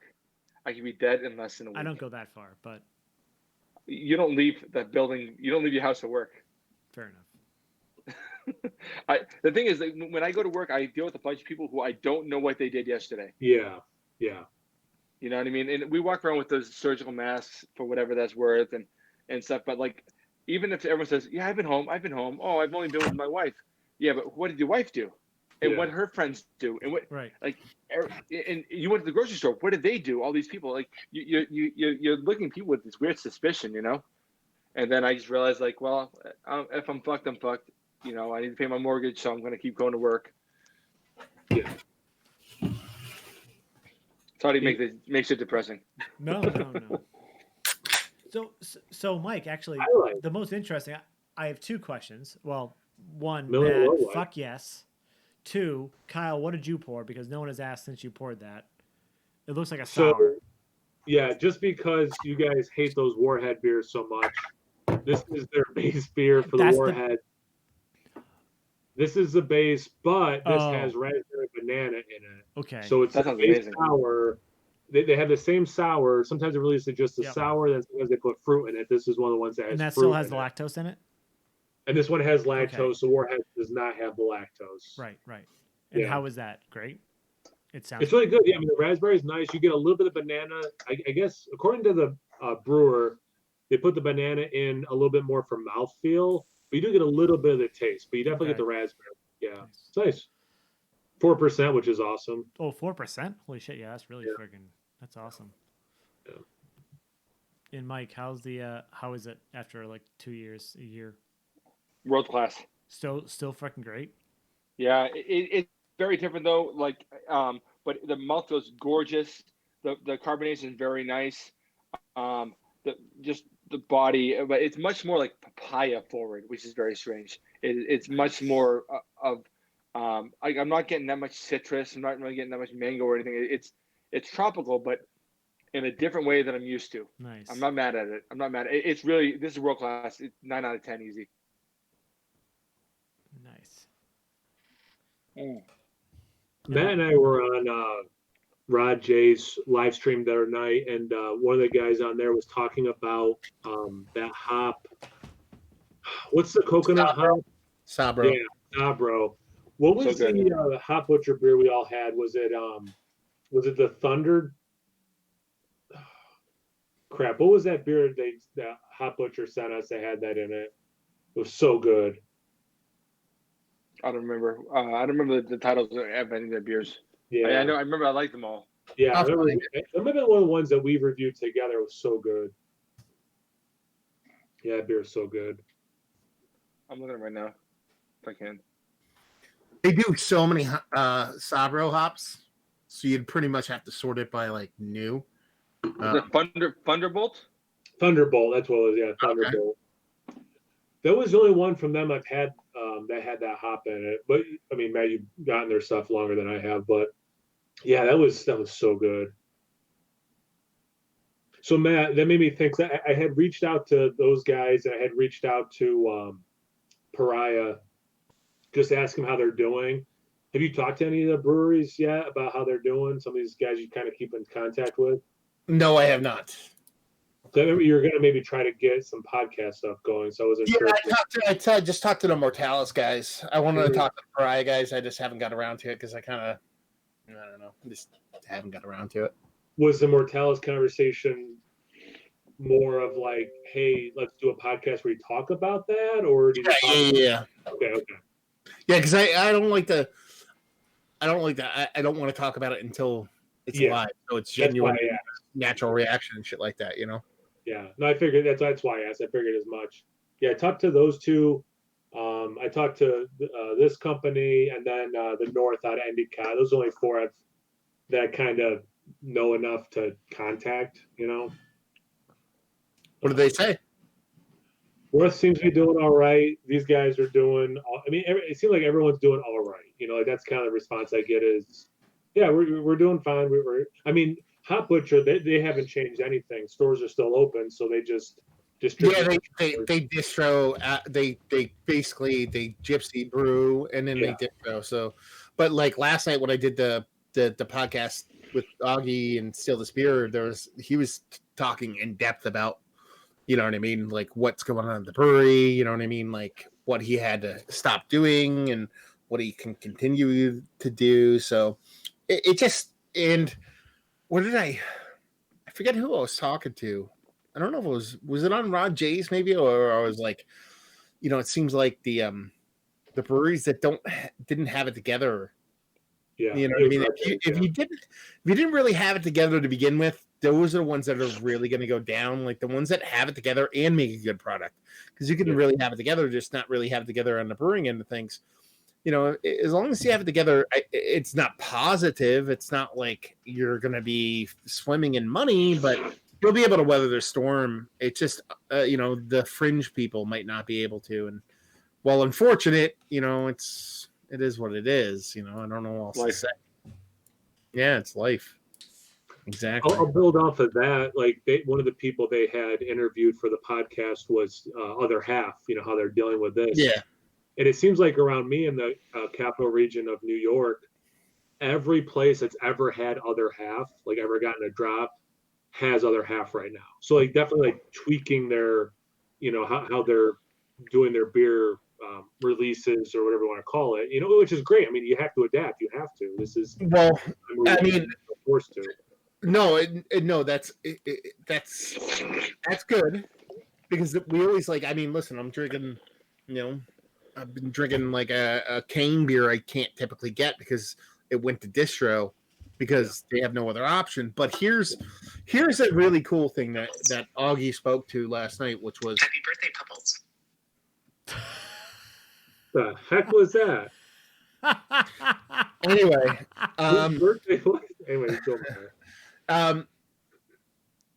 it's a weird kind of balance because you have all these breweries, Other Half, Trillium, blah blah blah, all these breweries that are like genuinely really hyped, and people want to have their beers. So you have like these bottle shops that now have the opportunity to carry these beers, but then you have other breweries which have been supplying these places for a year or 2 years or whatever, and it's like, okay, where do you find the balance between who you've been with and who's new? So it's a microcosm, but from what all he was talking about with Carton was like he's like a lot of the bottle shops he's dealt with, because breweries self-distribute in New Jersey, have really tried to continue to order the same amount of stuff from the people that have always got stuff from, because he said, like, literally the one dude said, he's like, you brought me to the dance. He's like, I'm not going to kick you out now. You know what I mean? Because you could literally,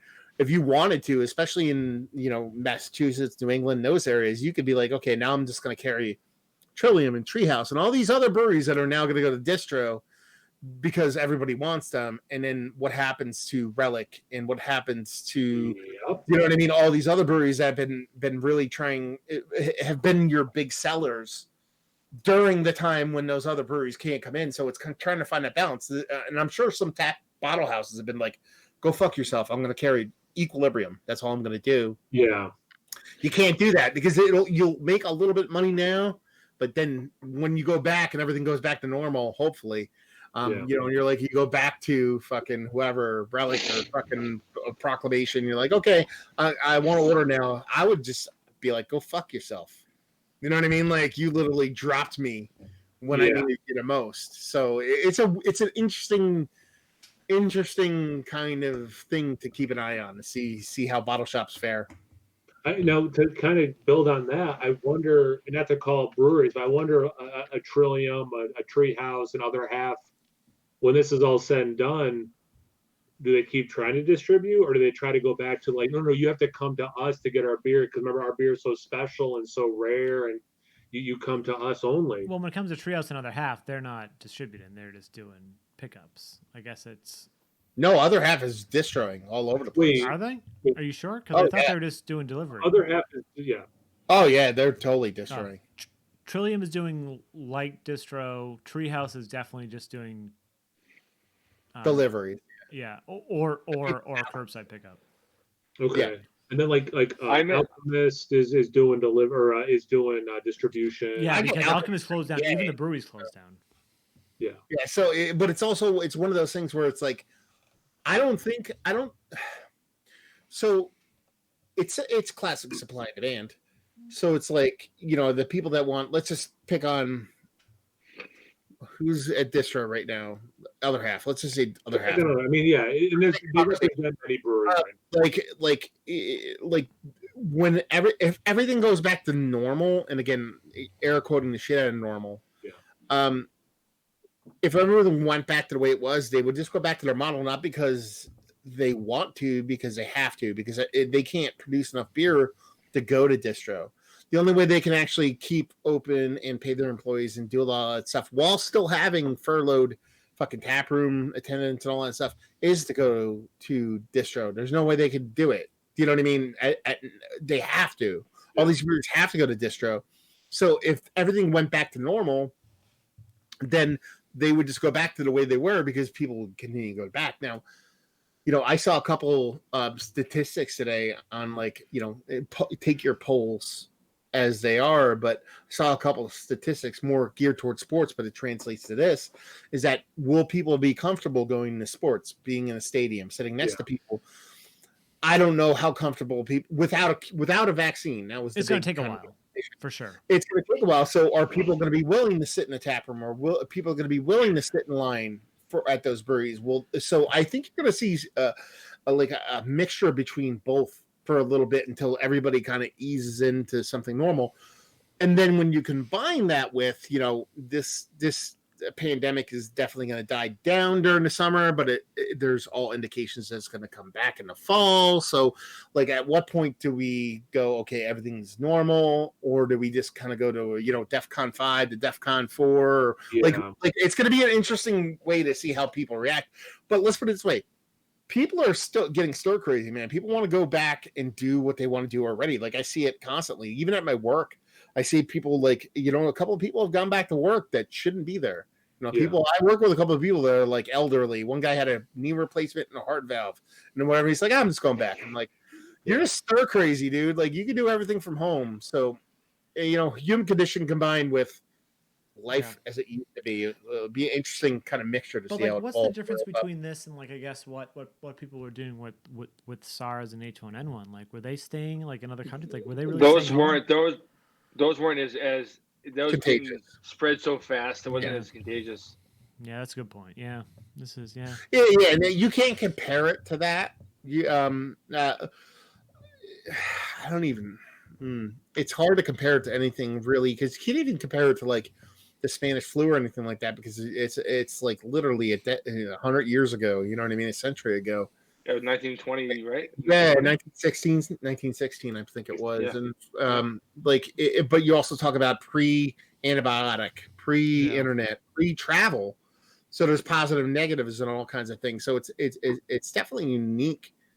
I honestly, I don't want to talk about this shit a ton because I think this is not what this is for, us hanging out and drinking beers. But I think everybody's doing a pretty good job. Mm-hmm. And I think there's a definite light at the end of the tunnel. I just think there's some overreaction, underreaction, and not enough people are seeing the middle, which is pretty much the fucking universe nowadays. So, yeah. Well, Matt, to connect it, I agree that this is not what this is, but it also is what this is. This was the first week that I personally had any hardship with what was happening. I've had to adapt with my job, which is presenting challenges, and my job is very rewarding. Right now, it's not. It's just me doing things without getting the reward piece that I'm used to. Right now is the happiest I've been all week. So I think, to connect it to what you were saying to, it's not what this is about, but it is what this is about. I feel like I'm hanging out with some buddies right now, and I needed that this week. You know what I'm saying? So I do think acknowledging the elephant in the room is okay, with the caveat of make sure people are doing things like this or whatever that makes you still feel connected to other people, happy, if you want to use the word normalcy or not. I like how Kyle says that he doesn't get anything rewarding from his job now. Welcome to the rest of the fucking world, asshole. It's true. No, I'm used to every single day. My job is rewarding, and that's not normal. I realize that. Yeah. But and then to come back to reality real quick.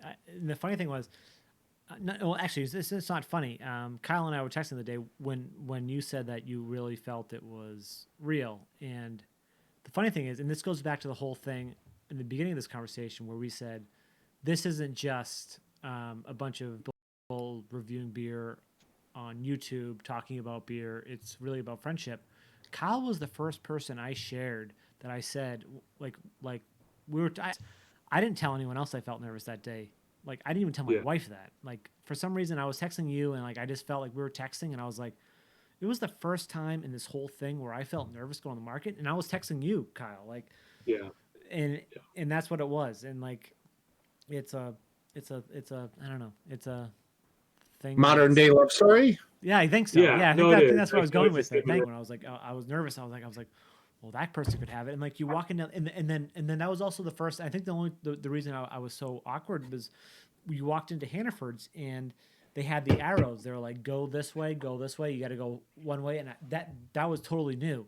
And I was like, when I go to the market, I'll be completely candid with everybody that's watching this. When I go to the market, I don't. Everyone else probably has like, oh, I know where the aisles are. No, I literally just have my list, and I don't know where I'm going in the market. I go all over the place, and I'll take my time. That's my thing. I'll have my podcasts on, and I don't care. For them to like direct I'm the same me, way. I'm the same way. yeah. For them to direct me, I was like, I don't think this. And I tried walking down one aisle, and I was like, that arrow tells me to go the other way, and I was like, it's just so, it's just bizarre. It's bizarre. I mean, it's just beer until you bring up the economics of it. It's just beer until you bring up the politics of being able to self-distribute, distribute, three-tier system. It's just beer until you talk about the impact on society. So it's just beer. This is just a beer conversation, but it does have its tentacles, obviously, in other real-world events. Yeah. But you have to like, even if you think about it, like it's such a great thing, like, local delivery. Like I have at a brewery, like actually, like I order online or call, I place an order, they charge me over the phone. Okay, yeah. They come to my house, they drop it off. That's a great thing. But here, I don't know how you guys have dealt with it. You have to understand that one, and I've always now, because it's like, okay, now this person's charging me $12 for this 4-pack. And the time they spent taking the order on the phone, they ran the card over the phone, which actually is in like an additional like 2.5% because they actually didn't swipe it.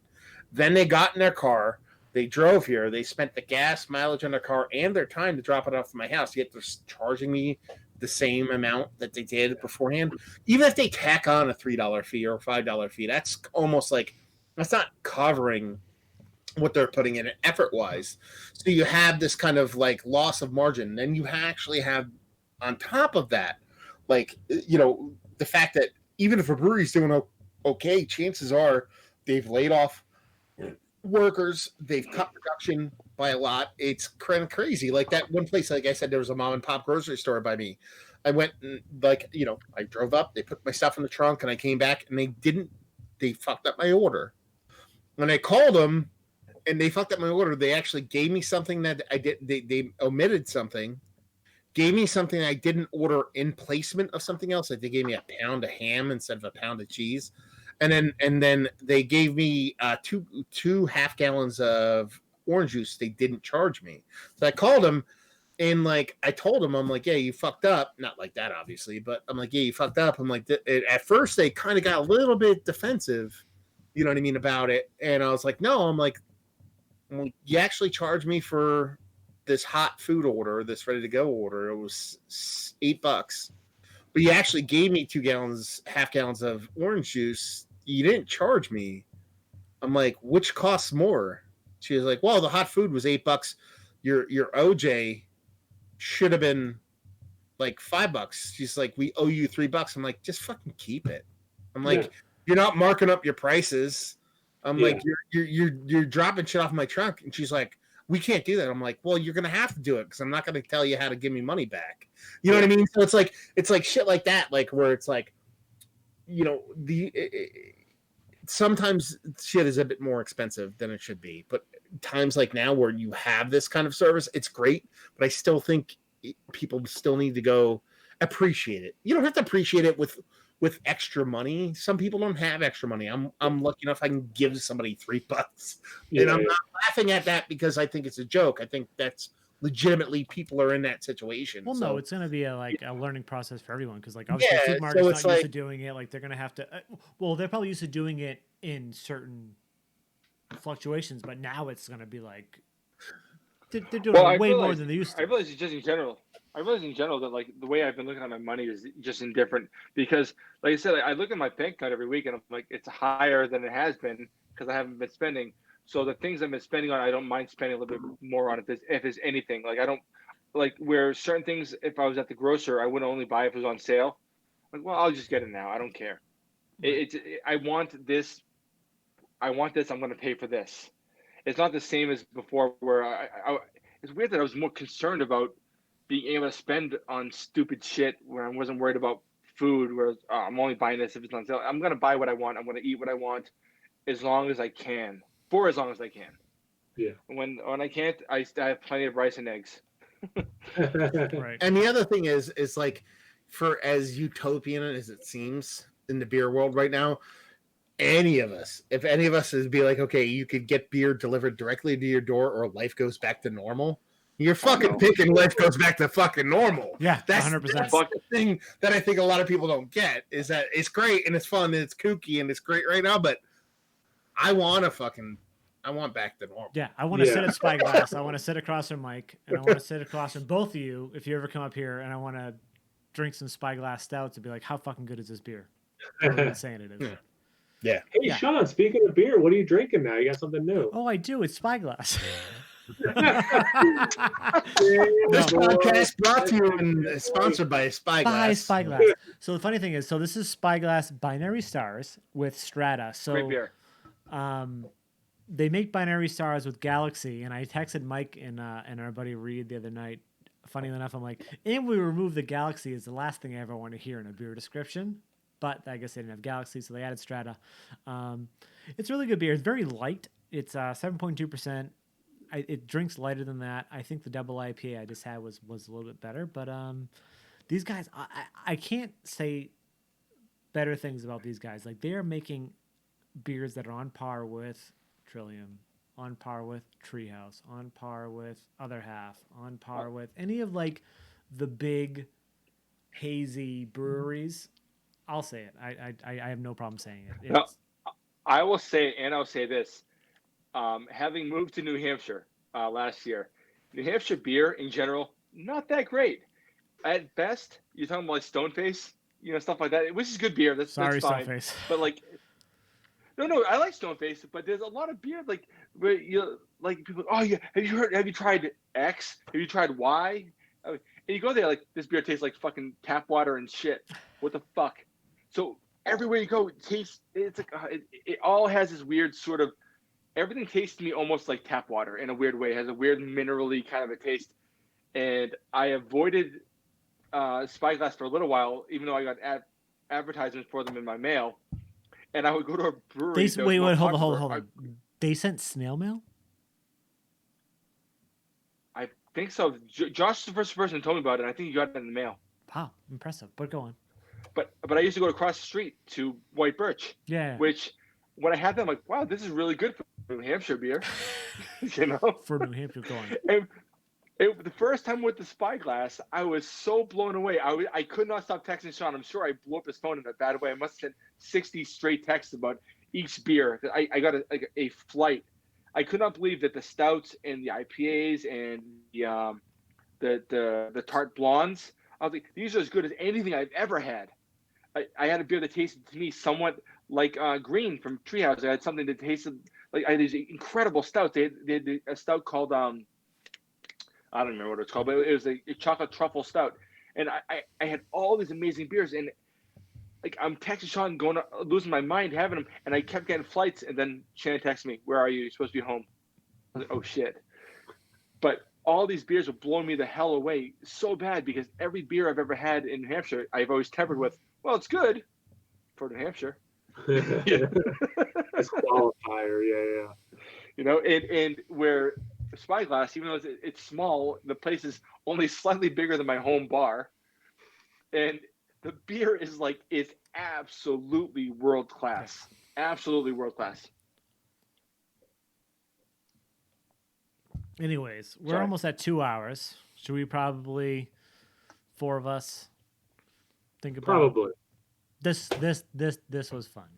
We should, and like I said, the best part is now we know a perfect platform. Matt, thank you for the idea. I would have never thought to even think about this. I'm glad you figured it out. I don't have to now. So nice. Now it works, and now we can figure out how to do stuff down below and all that stuff. So yeah, look out for more live streams for all of us. So Nerdsense, No Hype Beer Reviews, Matt Massive Beer Reviews. Let's go around the horn. If you guys want to post your plug your stuff. Kyle, go ahead. Cal No Hype Beer Reviews, like Sean said, on YouTube, obviously, Instagram Untapped. It's No Hype Beer Reviews at all 3 places. Thanks for having and hosting, Sean. I appreciate it. I wish I was in person like we were supposed to do, but this was awesome and really needed. So I appreciate everything. And excuse me. And yeah, this was awesome. When it is in person, the beers will be ridiculous. Mm-hmm. But also, if it's in person, Sean's still not going to offer you a room. I'm just putting that out there. God damn it. Anyways, Matt, go ahead. My name's Ryan. I'm from All Hype Beer Reviews. You can check me out at fucking Friendster, ICQ, Grinder, fucking a couple other places at All Hype Beer Reviews.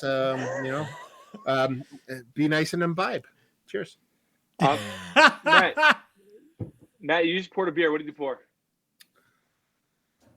Local brewery, Zigmeister. Oh yeah. It's a New England style hazy called Endless Collector.